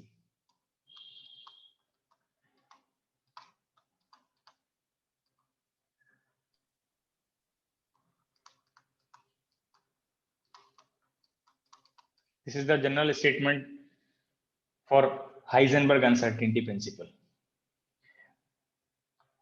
तो यहाँ पे सम वर्ड को आप क्लियर करेंगे तो वर्ड लिखा simultaneously. So according to Heisenberg uncertainty principle, there is no restriction to measure a pair at different time with 100% accuracy. तो ये वर्ड जो है यहाँ पे ये इंपॉर्टेंट है, साइमल्टेनियसली। तो ये हाइजेनबर्ग अनसर्टेनिटी प्रिंसिपल एक्यूरेसी को रेस्ट्रिक्ट करता है साइमल्टेनियस मेजरमेंट के लिए, सेम टाइम पे मेजरमेंट के लिए। ऐसा हो सकता है कि आप t = 5 सेकेंड पे आप पोजीशन को 100% एक्यूरेसी से मेजर कर लें, अनसर्टेनिटी इन पोजीशन 0 हो जाए। अगर t = 5 सेकेंड पे ही आप लीनियर मोमेंटम के सेम कंपोनेंट को आप मेजर करेंगे तो वो 100% अनसर्टेन हो जाएगा, उसमें अनसर्टेनिटी इनफाइनाइट हो जाएगी। बट t = 20 सेकेंड पे ऐसा हो सकता है कि आप अनसर्टेनिटी इन मोमेंटम 0 कर दें। तो रेस्ट्रिक्शन जो है आर्बिट्रेरी एक्यूरेसी, अपनी चॉइस से आप एक्यूरेसी यहाँ पे स्पेसिफाई नहीं कर सकते। आप कोई एक वेरिएबल की एक्यूरेसी को जैसे ही आप अपने अकॉर्डिंग चेंज करेंगे तो पेयर में अनदर वेरिएबल की एक्यूरेसी मॉडिफाइड हो जाएगी। दोनों वेरिएबल्स की एक्यूरेसी आप अपने अकॉर्डिंग चॉइस से नहीं ले सकते। तो ये जनरलाइज स्टेटमेंट है फॉर हाइजेनबर्ग अनसर्टेनिटी प्रिंसिपल। तो according to Heisenberg uncertainty principle, pair can be measured with arbitrary accuracy but not at same time. तो यहाँ पे साइमल्टेनियस मेजरमेंट के लिए यहाँ पे ये रेस्ट्रिक्शन है, और सेम टाइम पे आप मेजर कर सकते हैं बट एक्यूरेसी आर्बिट्रेरी नहीं होगा, एक्यूरेसी वहाँ पे रिलेशन पे डिपेंड करेगा। तो ये दोनों वर्ड इंपॉर्टेंट है, साइमल्टेनियसली टू आर्बिट्रेरी एक्यूरेसी, और वैलिड है कैनोनिकली कंजुगेट डायनामिकल वेरिएबल पेयर के लिए। तो किस पर्टिकुलर पेयर को आप कैनोनिकली कंजुगेट डायनामिकल वेरिएबल पेयर कहेंगे? कैनोनिकली कंजुगेट पेयर कहेंगे। डायनामिकल वेरिएबल इसलिए आया क्योंकि वो मोशन से रिलेटेड है। वेव नेचर, वेव फंक्शन का कंसेप्ट क्वांटम मैकेनिक्स में तभी है जब पार्टिकल मोशन में होगा, और मोशन के रिगार्डिंग जो वेरिएबल्स हैं वो डायनामिकल वेरिएबल्स होंगे। तो डायनामिकल वेरिएबल वर्ड से कोई आपको डिफिकल्टी फेस नहीं होगी। एक तो आइडिया होना चाहिए कि किस पेयर के लिए हाइजेनबर्ग अनसर्टेनिटी प्रोडक्ट यहाँ पे आपको नॉन जीरो बनेगा। तो that pair is known as canonically conjugate pair. Simultaneous और आर्बिट्रेरी एक्यूरेसी, ये वर्ड यहाँ पे आपको, अगर कोई भी एक वर्ड आप स्किप कर देंगे तो स्टेटमेंट का मीनिंग चेंज हो जाएगा। तो किस पेयर को कैनोनिकली कंजुगेट पेयर कहेंगे? आप लोग क्लासिकल मैकेनिक्स में जब हैमिल्टोनियन अप्रोच पढ़ते हैं तो हैमिल्टोनियन अप्रोच में Hamilton's canonical equation of motion में पढ़े होंगे आप लोगों। QI dot that is del H by del PI and PI dot minus del H by del QI। जो pair these equations canonical equation of motion को satisfy करेगा, that pair is known as canonically conjugate dynamical variable pair. तो यहाँ पे अगर generalise coordinate QI ले रहे हैं तो उसके कॉरस्पॉन्डिंग जनरलाइज मोमेंटा PI, ये कैनोनिकली कंजुगेट पेयर बन गया QI PI। बट जरूरी नहीं कि ये पोजीशन और मोमेंटम ही हो। आप लोग क्लासिकल मैकेनिक्स में जनरलाइज कोऑर्डिनेट का कंसेप्ट पढ़े होंगे, तो जनरलाइज कोऑर्डिनेट जरूरी नहीं कि सिर्फ पोजीशन कोऑर्डिनेट हो, जनरलाइज मोमेंटम जरूरी नहीं कि वो लीनियर मोमेंटम हो, सेम मीनिंग यहाँ पे है। जैसे ही आप क्लासिकल मैकेनिक्स में हैमिल्टनियन अप्रोच पढ़ते हैं, क्वांटम मैकेनिक्स दैट टाइम पे ही स्टार्ट हो जाता है, सेम टाइम पे आप पोजीशन ऑफ मोमेंटम इंक्लूड करके चलते हैं वहाँ पे। बट क्लासिकल मैकेनिक्स में हाइजेनबर्ग अनसर्टेनिटी प्रिंसिपल या हाइजेनबर्ग अनसर्टेनिटी प्रोडक्ट आपने यूज नहीं किया होगा। जो यहाँ पे अनसर्टेनिटीज आ रही हैं वो आपने वहाँ पे यूज नहीं की होंगी, रीजन भी आपको पता होना चाहिए, क्योंकि क्लासिकल मैकेनिक्स में जब आप किसी सिस्टम को स्टडी करते हैं तो वहाँ पे साइज मैक्रो साइज होता है, मैक्रोस्कोपिक रेंज में साइज होता है। अगर साइज आप ले रहे हैं 10 टू पावर सपोज 3 या 10 टू पावर -1 मीटर का सपोज ले रहे हैं, और जो अनसर्टेनिटी इन पोजीशन आ रही है, ये अनसर्टेन यहाँ पे साइज से कंपेयर कर रहे हैं तो पोजीशन के लिए मैं आपको यहाँ पे हिंट कर रहा हूँ, और अनसर्टेनिटी इन पोजीशन आ रही है सपोज 10 टू पावर -10 मीटर के ऑर्डर का, तो ये साइज के रेस्पेक्ट में ये अनसर्टेनिटी को आप नेग्लेक्ट कर सकते हैं। अगर पार्टिकल की पोजीशन को आपने किसी पर्टिकुलर टाइम पे मेजर किया, सपोज इस पर्टिकुलर टाइम, किसी पर्टिकुलर टाइम पे इस पर्टिकुलर पोजीशन पे पार्टिकल है, और आप अगर यहाँ पे अनसर्टेनिटी चेक कर दे तो इससे प्लस माइनस वैल्यूज आपको मिलती, तो बट ये जब राउंड ऑफ करते तो इसका पोजीशन पे कोई इफेक्ट नहीं आता है। अगर यही एग्जाम्पल आप क्लासिकल मैकेनिक्स को छोड़ के क्वांटम मैकेनिक्स में ऑब्जर्व करने लगे, और यहाँ पे पार्टिकल की position suppose 10 to power -8 meter के ऑर्डर का किसी पर्टिकुलर टाइम पे, और अनसर्टेनिटी जो आप ले रहे हैं वो 10 टू पावर -11 ले रहे हैं, या 10 टू पावर -12 ले रहे हैं, या -10 ले रहे हैं, मैंने अनसर्टेनिटी को सेम रख लिया, पोजीशन चेंज कर दिया, तो आप यहाँ पे ये कंट्रीब्यूट करेगा, यहाँ पे कंपेरेबल आ जाएगा, ये अफेक्ट करेगा मेजरमेंट को, जो यहाँ पे अफेक्ट नहीं कर रहा था। इसलिए हैमिल्टनियन अप्रोच में ही क्वांटम मैकेनिक्स अराइज हो जाता है। दैट अप्रोच को अगर आप क्लासिकल सिस्टम से क्वांटम सिस्टम पे अप्लाई करने लगे तो ऑटोमेटिकली वहाँ पे हाइजेनबर्ग अनसर्टेनिटी प्रिंसिपल भी आ जाएगा, आप वहाँ पे वेव नेचर भी आप इंक्लूड कर सकते हैं। ओनली कंपेरिजन का आपको डिफरेंस है कि अगर अनसर्टेनिटी साइज के कंपेरेटिवली वहाँ पे साइज के कंपेरिजन में वेरी स्मॉल है, जो मैक्रोस्कोपिक पार्ट के लिए बनेगा, जो क्लासिकल मैकेनिक्स में बनेगा, तो दैट टाइम पे अनसर्टेनिटी को आप नेग्लेक्ट कर देंगे, आप एक्यूरेसी से सिस्टम को मेजर कर सकते हैं। बट जब ये कंपेरेबल होगा, अनसर्टेनिटी कंपेरेबल होगा, तब आप इसको नेग्लेक्ट नहीं कर सकते, तब ये मेजरमेंट को अफेक्ट करेगा। तो जो pair canonical equation of motion को सेटिस्फाई करता है वो कैनोनिकली कंजुगेट डायनामिकल वेरिएबल पेयर होगा, और उसी के लिए Heisenberg uncertainty product non zero है। तो यहाँ पे जो लास्ट पेज पे, लास्ट स्लाइड पे मैंने सम पेयर्स लिखे हैं, सम प्रोडक्ट लिखे हैं, ये जिनके लिए नॉन जीरो है वो कैनोनिकली कंजुगेट पेयर है। टाइम के corresponding conjugate moment of energy पढ़ते हैं, एंगुलर पोजीशन के corresponding conjugate moment of angular momentum पढ़ते हैं, पोजीशन के कॉरस्पॉन्डिंग लीनियर मोमेंटम पढ़ते हैं, बट एक्स और पी वाई ये कैनोनिकली कंजुगेट पेयर नहीं है, वाई और पी एक्स ये कैनोनिकली कंजुगेट पेयर नहीं है, वो आपको यहाँ से पता चल रहा है। सेम इंडिसेस आपको लेना है, ये आई है तो ये भी पार्ट आई है, यहाँ पे जे नहीं है, एक्स होगा तो एक्स कंपोनेंट आएगा, वाई होगा तो वाई कंपोनेंट आएगा। तो ये आप पॉइंट्स क्लियर करेंगे तो ऑटोमेटिकली आपको आइडिया हो जाएगा कि यहाँ पे कैनोनिकली कंजुगेट पेयर में अगर आप ऑल पेयर्स की यूनिट को चेक करने लगे, यहाँ पे सभी पेयर्स का यूनिट चेक करें तो एक्शन का यूनिट आएगा, जूल सेकंड यूनिट बनेगा, बट उस एक्शन के यूनिट से ये आप दीज टू पार्ट को क्लासीफाई नहीं कर पा रहे हैं, कैटेगराइज डिफरेंशिएट नहीं कर पा रहे हैं, एक पेयर के लिए जीरो है, अनदर के लिए नॉन जीरो है। तो करेक्ट क्या है, कैनोनिकली कंजुगेट पेयर का डेफिनेशन एक्शन की यूनिट तो सेटिस्फाई करेगा ही करेगा, बट वो इन इक्वेशंस को भी सेटिस्फाई करना चाहिए, और सेटिस्फाई करेगा तो कैनोनिकली कंजुगेट डायनामिकल वेरिएबल पेयर होगा। इसी में एक आगे हाइजेनबर्ग अनसर्टेनिटी प्रिंसिपल के स्टेटमेंट को आप रिलेट करते हैं, यूज करेंगे जब कॉम्यूटेटर ब्रैकेट्स पढ़ते हैं। कॉम्यूटेटर ब्रैकेट के फिजिकल सिग्निफिकेंस में भी ये आपको हाइजेनबर्ग अनसर्टेनिटी प्रिंसिपल को रिलेट करना होगा। तो अगर कोई टू ऑपरेटर्स ले रहे हैं ए एंड बी, और उनके लिए अनसर्टेनिटी प्रोडक्ट नोटेशंस ले रहे हैं डेल्टा ए डेल्टा बी, तो एक रिलेशन आप लोग यहाँ पे पढ़ते हैं delta a square delta b square, just मैं रेफरेंस के लिए हिंट कर रहा हूँ कि आगे आप ये रिलेट करेंगे।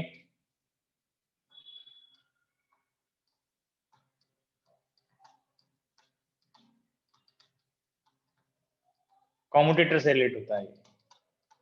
-1/4 mean square commutator, expectation of commutator का स्क्वायर, लाइक दिस पार्ट लिखते हैं इसको।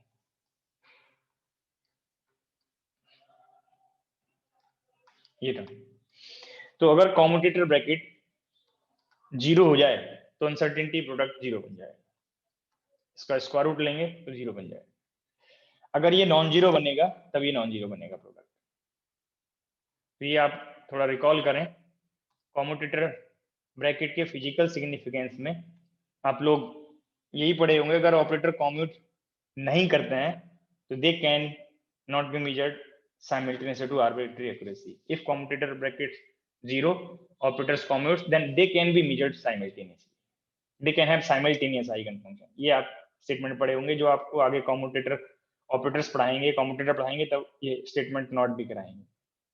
बट इसको रिलेट करने के लिए ये expression represent generalized expression for Heisenberg uncertainty principle, generalized expression for Heisenberg uncertainty principle। जो ऑपरेटर्स कॉम्यूट करेंगे YPY कॉम्यूट करते हैं।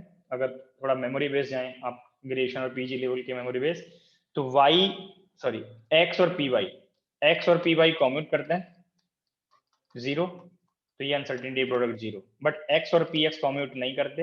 ये कॉम्यूटेटर ब्रैकेट आप लोगों ने IH क्रॉस पढ़ा होगा, और जैसे ही IH क्रॉस पढ़ा ये नॉन जीरो है। सेम कंपोनेंट के लिए IH क्रॉस आता है, डिफरेंट के लिए 0 बनता है। तो जो जिन ऑपरेटर्स का कॉम्यूटेटर ब्रैकेट 0 होगा, जिन ऑपरेटर्स के लिए कॉम्यूटेटर ब्रैकेट 0 होगा उनके लिए ये प्रोडक्ट ऑफ अनसर्टेनिटी 0 आएगा, और जिन ऑपरेटर्स के लिए कॉम्यूटेटर ब्रैकेट नॉन जीरो होगा उनके लिए अनसर्टेनिटी प्रोडक्ट नॉन जीरो बनेगा। तो ये आगे रिलेट होगा, इसलिए पहले ही आपको मैंने ये हाइजेनबर्ग अनसर्टेनिटी प्रिंसिपल का जनरलाइज एक्सप्रेशन आपको ये किया है ऑपरेटर के नोटेशन से। तो हाइजेनबर्ग अनसर्टेनिटी प्रिंसिपल का स्टेटमेंट क्या है, जनरलाइज स्टेटमेंट क्या है, किन पेयर्स के लिए एप्लीकेबल होगा, क्लासिकल मैकेनिक्स में क्यों कंट्रीब्यूट नहीं करता है, क्वांटम में कैसे कंट्रीब्यूट करता है, ठीक है, वो पॉइंट्स आपको यहाँ पे इन कर दिया है। अब इसके एप्लीकेशंस पार्ट पे जाता है। Applications of Heisenberg uncertainty principal.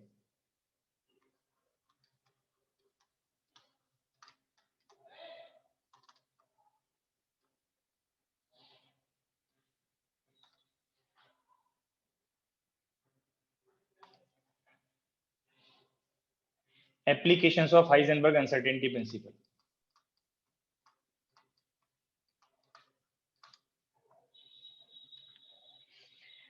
First application आप लोग पढ़े होंगे मोस्टली किसी भी बुक में, आप non existence of electron inside the nucleus, non existence of electron inside the nucleus.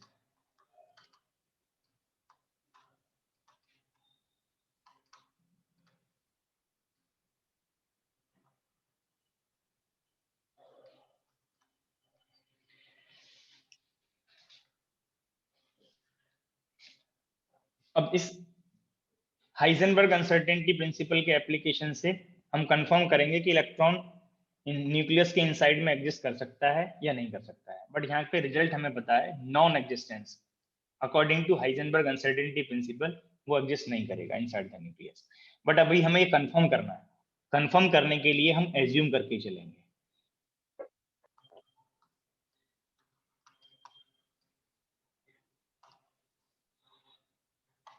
Let us consider that electron exists inside the nucleus।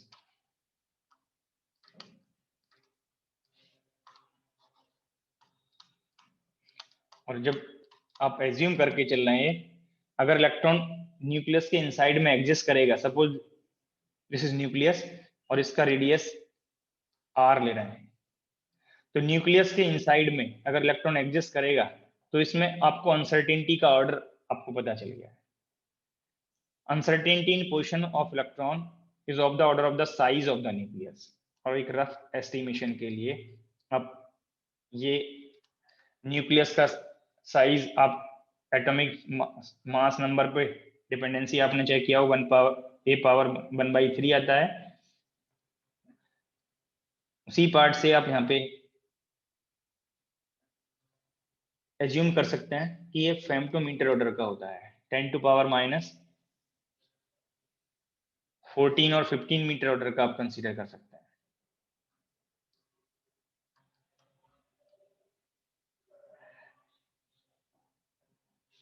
अब यहां से अगर हाइजेनबर्ग अनसर्टेनिटी प्रोडक्ट आप यूज करें, delta r delta p greater than और equal to h cross y,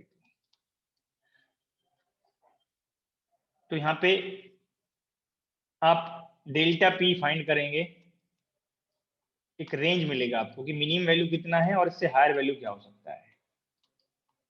अब इस result को आप यूज करेंगे। अभी मैंने आपको यहाँ पे हिंट किया कि जो अनसर्टेनिटी है वो आर के ऑर्डर का था और अनसर्टेनिटी इन मोमेंटम पी के ऑर्डर का मिलेगा।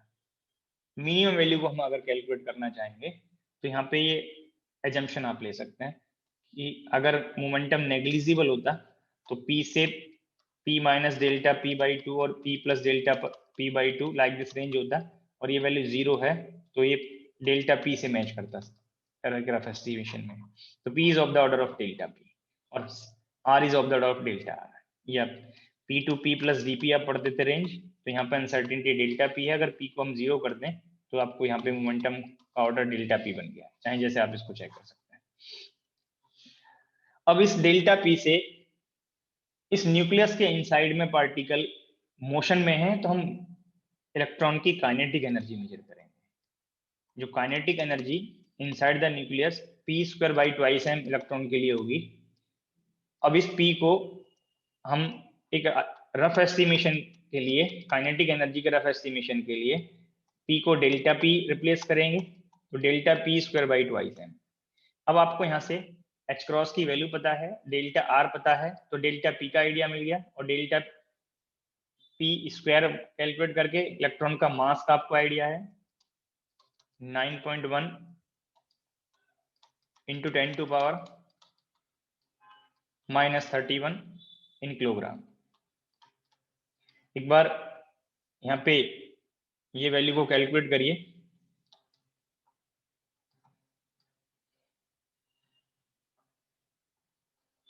डेल्टा पी की वैल्यू यहाँ पे प्लेस करेंगे, ग्रेटर देन और equal to h cross square by 2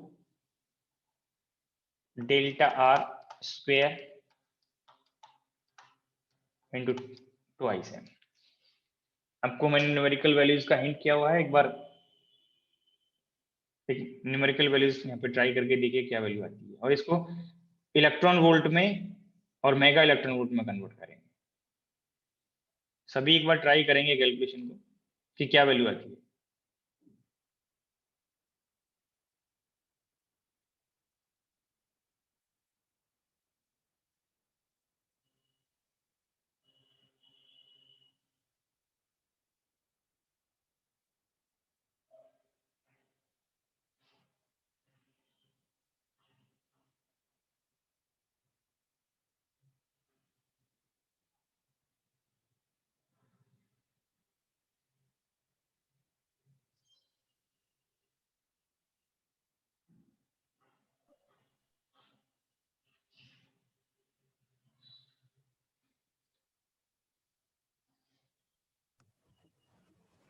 तो 0.9537।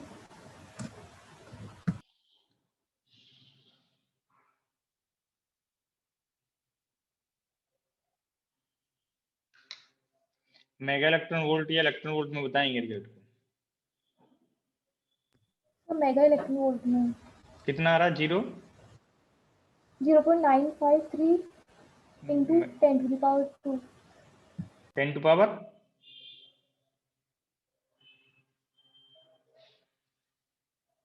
2 सर। एक बार फिर से चेक कर लीजिए।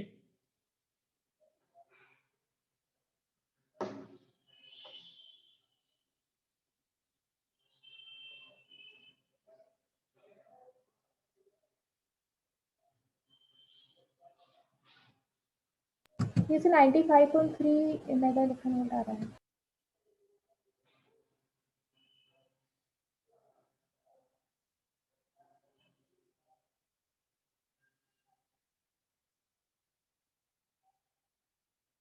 95 या 96 मेगा इलेक्ट्रॉन वोल्ट के अराउंड आ रहा होगा।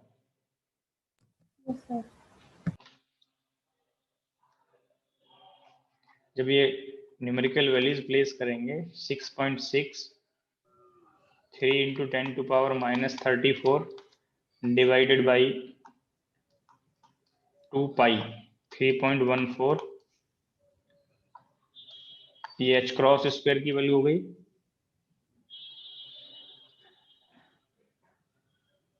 और यहाँ पे ये 2 RBC के इनसाइड में है, तो 2 10⁻⁻14 डिवाइडेड बाई 2 9.1 × 10⁻⁻31। यहाँ से जो वैल्यू आएगी वो जूल में आएगी, और इसको आप इलेक्ट्रॉन वोल्ट में कन्वर्ट करेंगे तो 1.6 × 10⁻⁻19, और इसी को मेगा में अगर डायरेक्ट कन्वर्ट करना हो तो ये -13। तो ये वैल्यू आपको कंफर्म हो जाएगा। तो यहाँ से इलेक्ट्रॉन वोल्ट में आएगा, दैट इज 95.59 × 10⁻6 इलेक्ट्रॉन वोल्ट, जो 95.59 मेगा इलेक्ट्रॉन वोल्ट बनता है। अब यहाँ पे मैंने आपको ये हिंट किया कि अगर इलेक्ट्रॉन को हम एज्यूम कर लें कि वो इनसाइड द न्यूक्लियस एग्जिस्ट करता है, तो उसकी मिनिमम, यहाँ पे देखिए रेंज लिखा हुआ है ग्रेटर देन और इक्वल टू, तो हमने ये जो वैल्यू कैलकुलेट किया है वो इसकी मिनिमम वैल्यू है। तो calculated minimum value by using Heisenberg uncertainty principal, जो थियोरेटिकल वैल्यू है, वो आपको यहाँ पे 95.59 मेगा इलेक्ट्रॉन वोल्ट पता चल गया।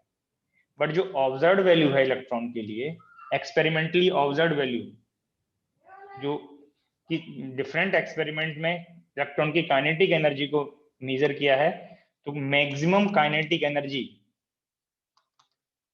ऑब्जर्व्ड फॉर इलेक्ट्रॉन वो 4 मेगा इलेक्ट्रॉन वोल्ट है, ये मैक्सिमम है। इट मींस या तो एनर्जी 4 मेगा इलेक्ट्रॉन वोल्ट हो सकता है या इससे लेस हो सकता है। ये एक्सपेरिमेंटल वैल्यू है, ऑब्जर्व्ड वैल्यू है ये। बट जो थियोरेटिकल वैल्यू आपने कैलकुलेट किया है वो मिनिमम है। मिनिमम थियोरेटिकल वैल्यू कितना है? वो 95.59 है, और there is large difference in these two values. तो जो आपने एजम्पशन लिया है, क्योंकि 1 मेगा इलेक्ट्रॉन वोल्ट का 2 मेगा इलेक्ट्रॉन वोल्ट का डिफरेंस हो सकता था, प्लस माइनस हो सकता था। अगर वैल्यू कहीं पे 4.5 आता थियोरेटिकल वैल्यू, कहीं 3.7 आता मेगा इलेक्ट्रॉन वोल्ट में थियोरेटिकल वैल्यू, तो ये हो सकता था कि आप कहीं कैलकुलेशन में एरर कर रहे हैं, कहीं 2 का फैक्टर एक्स्ट्रा ले लिया हो, कहीं आपने 2 का फैक्टर मिस कर दिया हो, कहीं आपने जिस न्यूक्लियस का एजम्पशन लिया है, हो सकता है कि वहां पे न्यूक्लियर नंबर लार्ज रहा हो, न्यूक्लियर नंबर लेस रहा हो, A⁻1/3 का भी कंडीशन आता है। तो 20 फैक्टर से हो सकता है कि कहीं आपने कैलकुलेशन एरर कर दिया हो, but there is large difference, तो कहीं ना कहीं आपका एजम्पशन रॉन्ग है। So due to this difference in theoretical or experimental value, we can say that electron cannot exist inside the nucleus.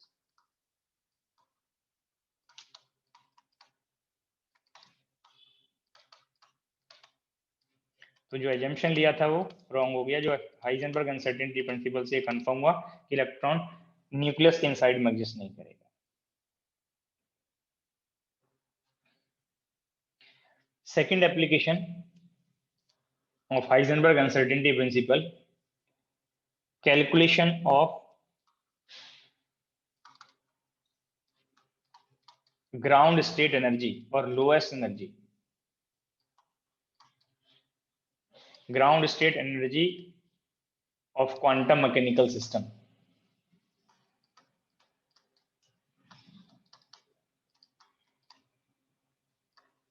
So by using Heisenberg uncertainty principle, we can calculate ground state energy of quantum mechanical system. कैसे calculate करेंगे, ये step important है।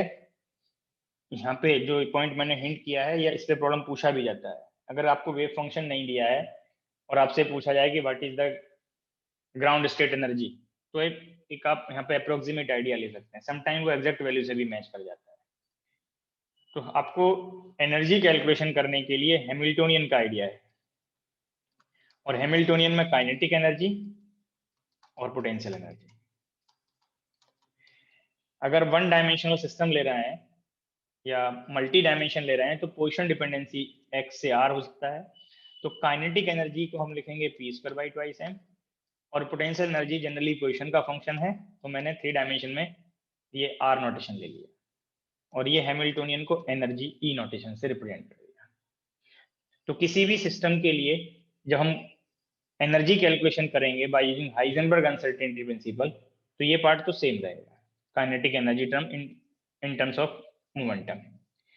System के change होने से ये potential condition change होता जाएगा, पोजीशन डिपेंडेंसी पोटेंशियल में चेंज होता जाएगा। तो in Heisenberg uncertainty principle we will assume that r is of the order of uncertainty in position and p is of the order of uncertainty in momentum. For the minimum energy calculation, we can assume that position is of the order of uncertainty in position and momentum is of the order of uncertainty in momentum. Then energy can be written as delta p square by twice m plus v function of delta. एक general method में आपको यहाँ पे hint कर रहा हूँ कि कैसे आप इसको कैलकुलेशन के लिए यूज कर सकते हैं। ग्राउंड स्टेट एनर्जी कैलकुलेशन के लिए हाइजेनबर्ग अनसर्टेनिटी प्रिंसिपल को आप यूज करेंगे। तो यहाँ से आपको एनर्जी का एक्सप्रेशन फाइंड हो गया in terms of uncertainties delta R and delta P. This is 2 variable function delta R and delta P, but these 2 variables are related by Heisenberg uncertainty product. So we can eliminate uncertainty in momentum in this expression by using Heisenberg uncertainty product delta R delta P that is greater than or equal to h cross by 2.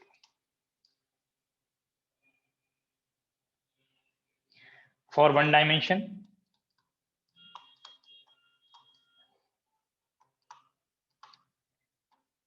यही result delta x delta px में convert greater than और equal to h cross by 2। अब ये elimination जो आप करेंगे ये important है, जिसके लिए मैंने आपको पहले वेव फंक्शन पढ़ाया। Delta x delta px is exactly h cross by 2। ये कंफर्म किया था, किसके लिए h क्रॉस बाई 2 आया था exactly? Product of uncertainty minimum था, h क्रॉस बाई 2 था। किसके लिए? For Gaussian type wave function, Gaussian type wave function और प्रोबेबिलिटी फंक्शन। मैंने यहाँ वेव फंक्शन लिख दिया। अगर आप मेमोरी बेस ये स्टेप को कंपेयर करें, ये तो मैंने वेव फंक्शन के लिए प्रोबेबिलिटी फंक्शन के लिए हिंट कर दिया, बट ये रिकॉल करिए कि जितने भी नोन सिस्टम्स आप पढ़ते हैं क्वांटम मैकेनिक्स में, नोन सिस्टम्स में किसके लिए किस स्टेट में गॉसियन फॉर्म होता है। अब रिकॉल करें, harmonic oscillator in one dimension, ये आप फॉर्म पढ़े होंगे वेव फंक्शन का, exponential minus alpha square x square by 2। सभी को रिकॉल हुआ? मैं नॉर्मलाइजेशन कांस्टेंट हाइड किया हुआ है, ओनली वेरिएबल पार्ट को कंपेयर करें तो ये गॉसियन फॉर्म है वेव फंक्शन का, और ये हार्मोनिक ऑसिलेटर की ग्राउंड स्टेट के लिए आप पढ़ते हैं, साई 0 एक्स पढ़ते हैं वहां पे, और ground state wave function form Gaussian है, और इसका पोटेंशियल फॉर्म आपको पता है, पोटेंशियल एक्स स्क्वायर के प्रोपोर्शनल होता है। Half m omega square x square पढ़ा होगा, हाफ की एक्स स्क्वायर पढ़ा होगा हार्मोनिक ऑसिलेटर के लिए। तो यहाँ पे आपको ये कंफर्म हो गया for Gaussian type wave function और ओनली फॉर जितने भी नोन सिस्टम है, अगर वहां पे पोटेंशियल दिया हुआ है आपको या सिस्टम का नेम दिया हुआ है, only for ground state of one dimensional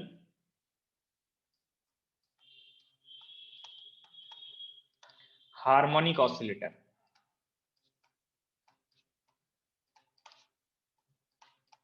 one dimensional harmonic oscillator, और इसी में पोटेंशियल, आप इसको लीनियर हार्मोनिक ऑसिलेटर और सिंपल हार्मोनिक ऑसिलेटर भी लिख सकते हैं, या आपको पोटेंशियल एक्स स्क्वायर के अगर प्रोपोर्शनल दिया है तब आप ये यूज कर सकते हैं।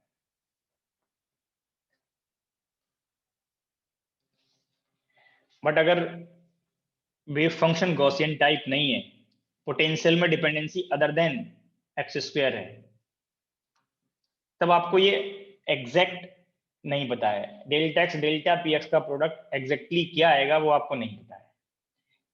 कंफर्म कब होगा? जब आपको वेव फंक्शन फॉर्म उसके लिए पता हो। बट ये कंफर्म है कि h क्रॉस बाई 2 नहीं आएगा। This is not equal to h cross by 2। h cross by 2 surely नहीं आएगा, इससे डिफरेंट आएगा। For non Gaussian type function और नॉन गॉसियन वेव फंक्शन।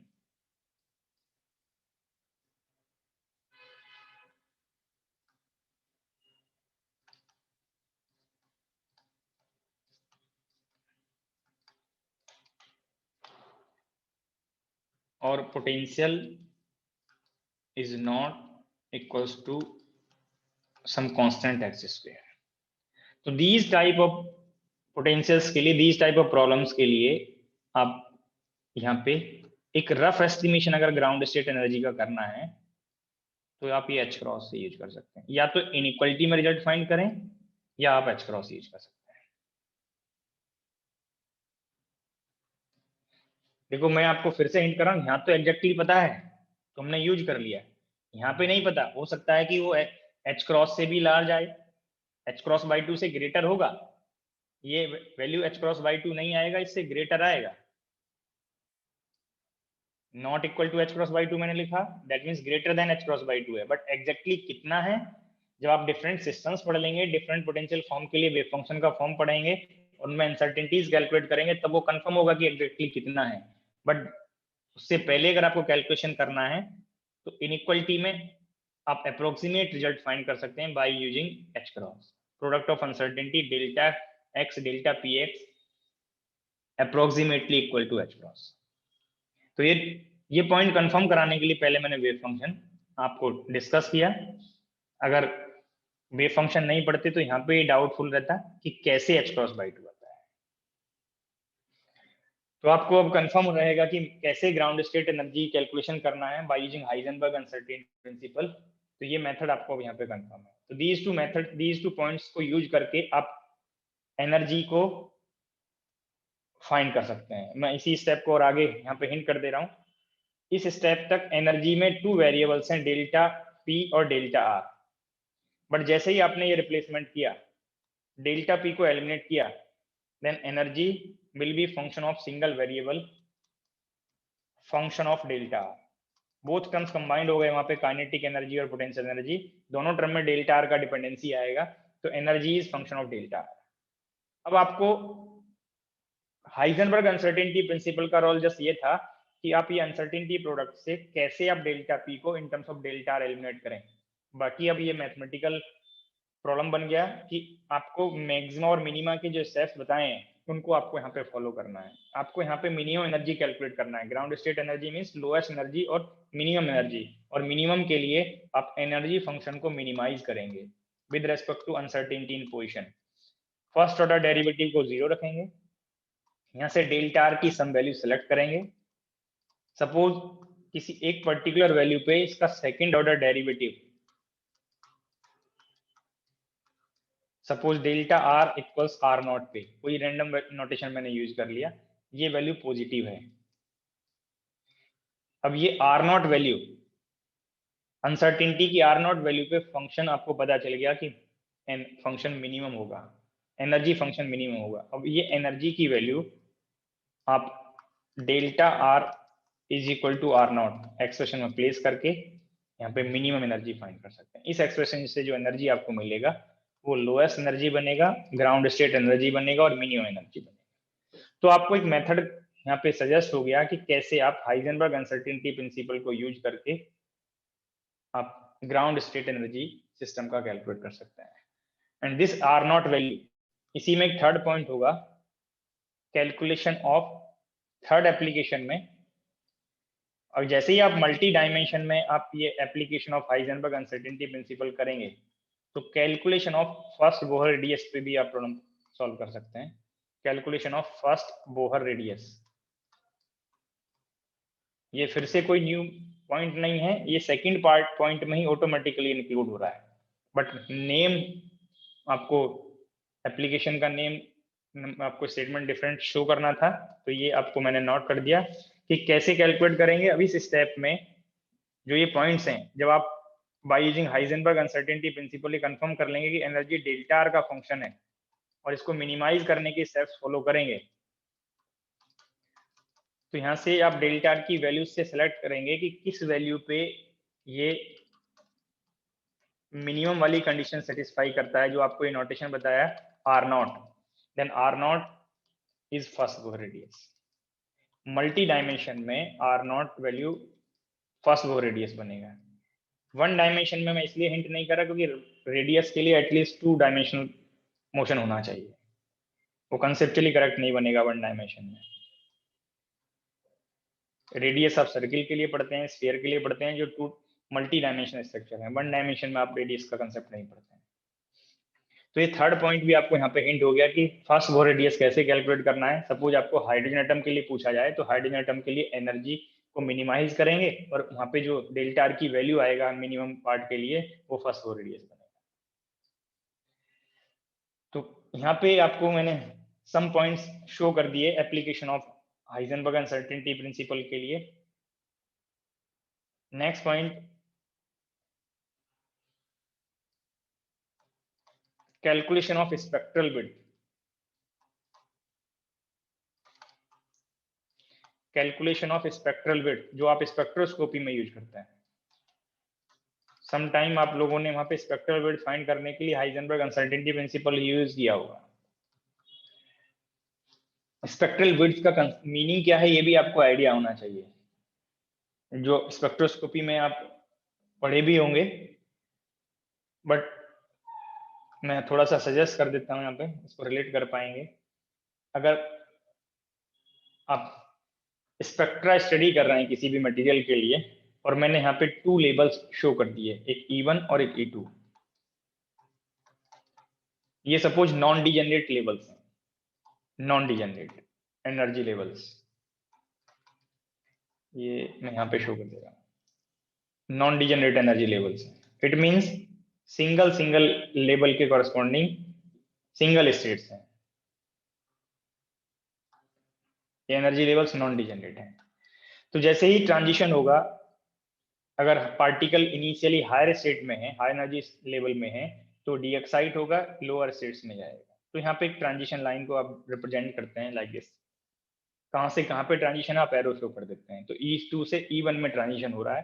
तो यहाँ पे दीज टू एनर्जी के कॉरस्पॉन्डिंग फोटोन इमिट होगा, energy difference delta E photon की एनर्जी का डिफरेंस बनेगा। तो ये सिंगल लाइन है, बट इस लाइन में विड्थ नहीं है, ये सिंगल लाइन है तो इसका विड्थ 0 है, नेग्लिजिबल है। बट अगर डिजेनरेट कोई यहाँ पे एक लेवल डिजेनरेट हो जाए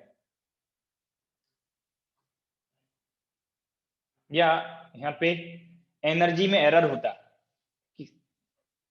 अगर ये आपको एनर्जी की शार्प वैल्यू पता है, ठीक है, अगर इसी में एनर्जी को हम ये चेंज कर दें कि एनर्जी में स्प्रेड है, सपोज ये माइनर चेंज है एनर्जी, मैंने 2 लाइन शो कर दी यहाँ पे, इससे कंटिन्यूस वेरिएशन हो सकता था एनर्जी। तो अब ये चेक करिए, अगर ये लाइन यहाँ से यहाँ पर ड्रॉ होता और यहाँ से यहाँ भी हो सकता था, तो ये जो लाइन बनेगी, इस लाइन, ये आपका सिंगल लाइन नहीं होगा तरह से, एक लाइन यहाँ पे जो वेवलेंथ आएगी वो सिंगल वेवलेंथ ना बन के वेवलेंथ का एक रेंज बनता जाएगा। तो उससे यहाँ पे विड्थ अराइज हो गया, इस लाइन का एक विड्थ अराइज हो गया। ये लाइक दिस इसको ड्रॉ कर सकते थे कि यहाँ से यहाँ तक ये विड्थ है, शार्प नहीं है। तो जैसे ही हम इस लेवल की एनर्जी में कहीं रेंज ले लेंगे तो आपको विड्थ का कंसेप्ट अराइज हो जाएगा, वहां पे वेवलेंथ का रेंज बनेगा, इतने से इतने तक पार्ट हो सकता है। तो अगर ये एनर्जी अनसर्टेनिटी डेल्टा ई है या डीई है, तो दैट पार्ट के कॉरस्पॉन्डिंग आप यहाँ पे डेल्टा लैम्डा फाइंड करते हैं, जो आपको स्पेक्ट्रल विड्थ बताता है। स्पेक्ट्रल विड्थ एक रेंज है कि कहां से कहां तक का वेवलेंथ आपको फाइंड हो सकता है, बट ये वेवलेंथ के रेस्पेक्ट में डेल्टा लैम्डा वैल्यू स्मॉल आएगा, वेरी स्मॉल नहीं कह रहा हूं मैं, स्मॉल होगा। ऐसा नहीं होगा कि डेल्टा लैम्डा को अब लैम्डा से भी लार्ज लिखते हैं, जैसे अगर लैम्डा का डिजिट 1 ले रहे हैं तो 10 टू पावर -2 10 टू पावर -3 तक जा सकता है। तो इसको फाइंड करने के लिए, विड्थ को फाइंड करने के लिए आप फोटोन की एनर्जी पढ़ते हैं hc/λ, और आप इसका अगर डिफरेंशियल करें या चेंज फाइंड करते तो ये hc कांस्टेंट है, और यहाँ से डिफरेंस माइनस, एक तरह से डिफरेंशियल कर रहे हैं तो 1/λ का डिफरेंशियल -1/λ² डेल्टा लैम्डा। अब आप ये साइन को अगर इन्हीं में इंक्लूड कर लें कि डेल्टा ई पॉजिटिव है तो डेल्टा लैम्डा नेगेटिव बनेगा, तो ये एब्सोल्यूट वैल्यूज आपकी बन जाएंगी। तो ऑटोमेटिकली आपको यहाँ से डेल्टा लैम्डा का हिंट मिल जाएगा। इस डेल्टा लैम्डा की वैल्यू आपको हिंट रहेगा।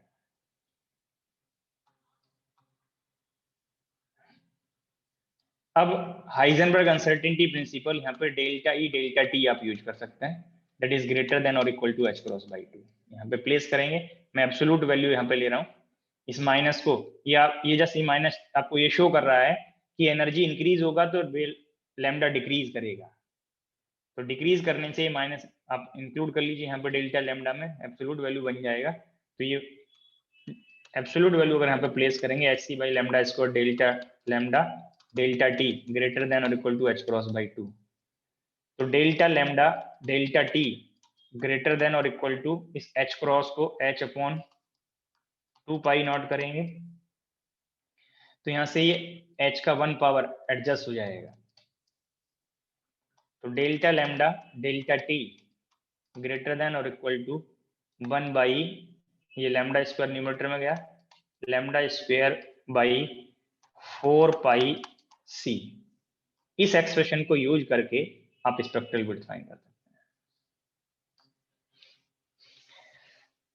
सम टाइम आपको डेल्टा टी का हिंट दिया होगा, आप इस life time of excited states रफली 10 टू पावर -9 सेकेंड के ऑर्डर का लेते हैं, तो डेल्टा लैम्डा का ग्राफ आइडिया आप ले सकते हैं कि वहां पे कितना एरर आई, वहां पे कितना विड्थ बनेगा, स्पेक्ट्रल विड्थ बनेगा। तो लाइक दिस, अभी इसमें एक ब्रेक कर लेते हैं, ब्रेक के बाद एक पॉइंट और आपको डिस्कस करना है। नेक्स्ट एप्लीकेशन है lifetime of elementary particles, जो न्यूक्लियर फिजिक्स में पढ़ता है, calculation of lifetime of elementary particles।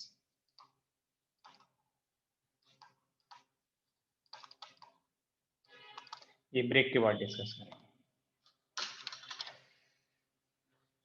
Next lecture 4 से 5:30 है,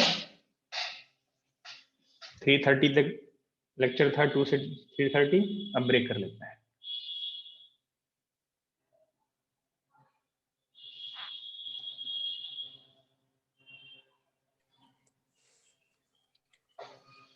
स्लाइड 8 एक बार दिखा। पर स्लाइड 8th स्लाइड दिखा दो। 8 मैं फर्स्ट तक जा रहा हूँ स्लाइड से, जिसको जो रिकॉर्ड हो देख लीजिए।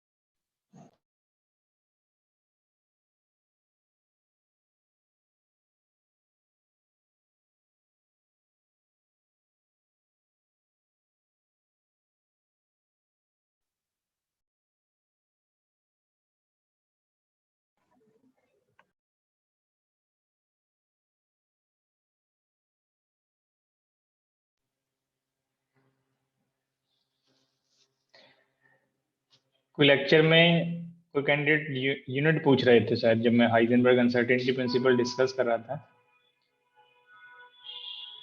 नाम था शायद मैक शायद था मुझे।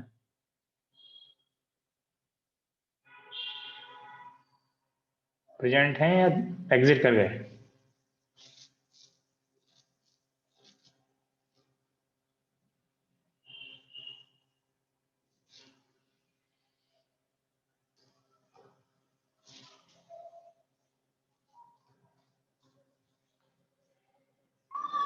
Sir question number 12 page number 19 पर 19 पे। सर उसे ओपन करिए।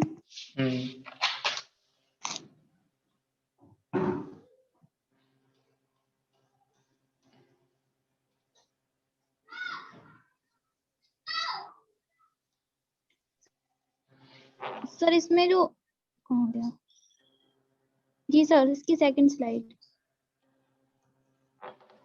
हाँ सर, इसमें जो e to the power minus 4x equal 0 है वो तो समझ में आ गया, बट उसके नीचे जो आपने सर्कल में e to the power plus x equal 0 और इसका स्क्वायर रूट लेते चले जाओ। एक बार स्क्वायर रूट लेंगे तो एक्सपोनेंशियल -2x बन गया। 0 का स्क्वायर रूट 0 और एक्सपोनेंशियल -2x का फिर से स्क्वायर रूट लोगे तो एक्सपोनेंशियल -x बनेगा। जी सर। तो अगर ये जी वैल्यू 0 है तो एक्सपोनेंशियल -x एक्सपोनेंशियल +x ये सब 0 ही तो बनते जाएंगे। ये सॉरी यहाँ पे ये पार्ट यहाँ से ये मिस्टेक हुआ, ये पार्ट 0 बनेगा। ये पार्ट हमें इसकी ही रिक्वायरमेंट थी, ये पार्ट की। ठीक है जी सर। Excuse me sir. हाँ जी। सर स्लाइड नंबर 6 दिखाना। सर इसमें जो ये लास्ट वाली एक्सपेंशन है वो नहीं ओपन की। कौन सी वाली? मैंने तो ये इसको थोड़ा स्किप कर दिया कि आपको बता दिया कि इस टर्म यहाँ पे देखिए, ये टर्म की वैल्यू है, हाँ जी। ये टर्म की वैल्यू है, यस सर। ये कैंसिल हो रही है। Yes sir. तो इस टर्म का जितना कंडीशन आएगा ना यहाँ से, इस टोटल टर्म का हाँ उतना जी। ही कंडीशन इसका आएगा, जो मैंने यहाँ पे हाइड किया हुआ है। Yes sir. अब ये 2 है ना यहाँ पे डिनोमिनेटर में, यस सर, वो कैंसिल हो जाएगा वो उससे। कैंसिल आउट हो जाएगा। ठीक है, तो उसको चाहे सॉल्व कर लीजिए, बट आएगा वो कंडीशन। वो तो स्टार्टिंग से बताता आ रहा हूँ, ये तो मैंने शो कर दिया है, बट इसी स्टेप पे मैंने बताया कि ये टर्म इंटीग्रेंट इवन है और लिमिट इक्वल अपोजिट है, तो इसको 2 टाइम्स पॉजिटिव पार्ट के लिए सॉल्व कर सकते थे। इट मींस इसको हटा देते, इसको और इसको यूज करके 2 टाइम करके रिजल्ट आप फाइंड कर लेते, तब भी रिजल्ट मैच कर जाता है। सर बट फिर डिवाइड में तो 8 आ रहा है ना। कहाँ पे 8 आ रहा है सर? ये टर्म पे जाइए। Yes sir. यहाँ सर से इसमें 8 है डी तो क्यूब। ये भी ऐड होगा ना, हाँ जी। तो कितना हो गया? Yes sir. यस एडजस्ट हो गया। सर। ठीक है ठीक है।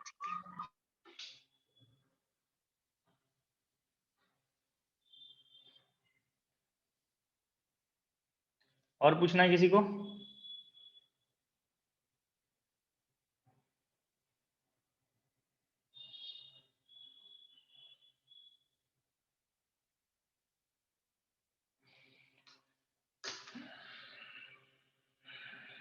मैं एग्जिट कर जाता हूँ फिर से।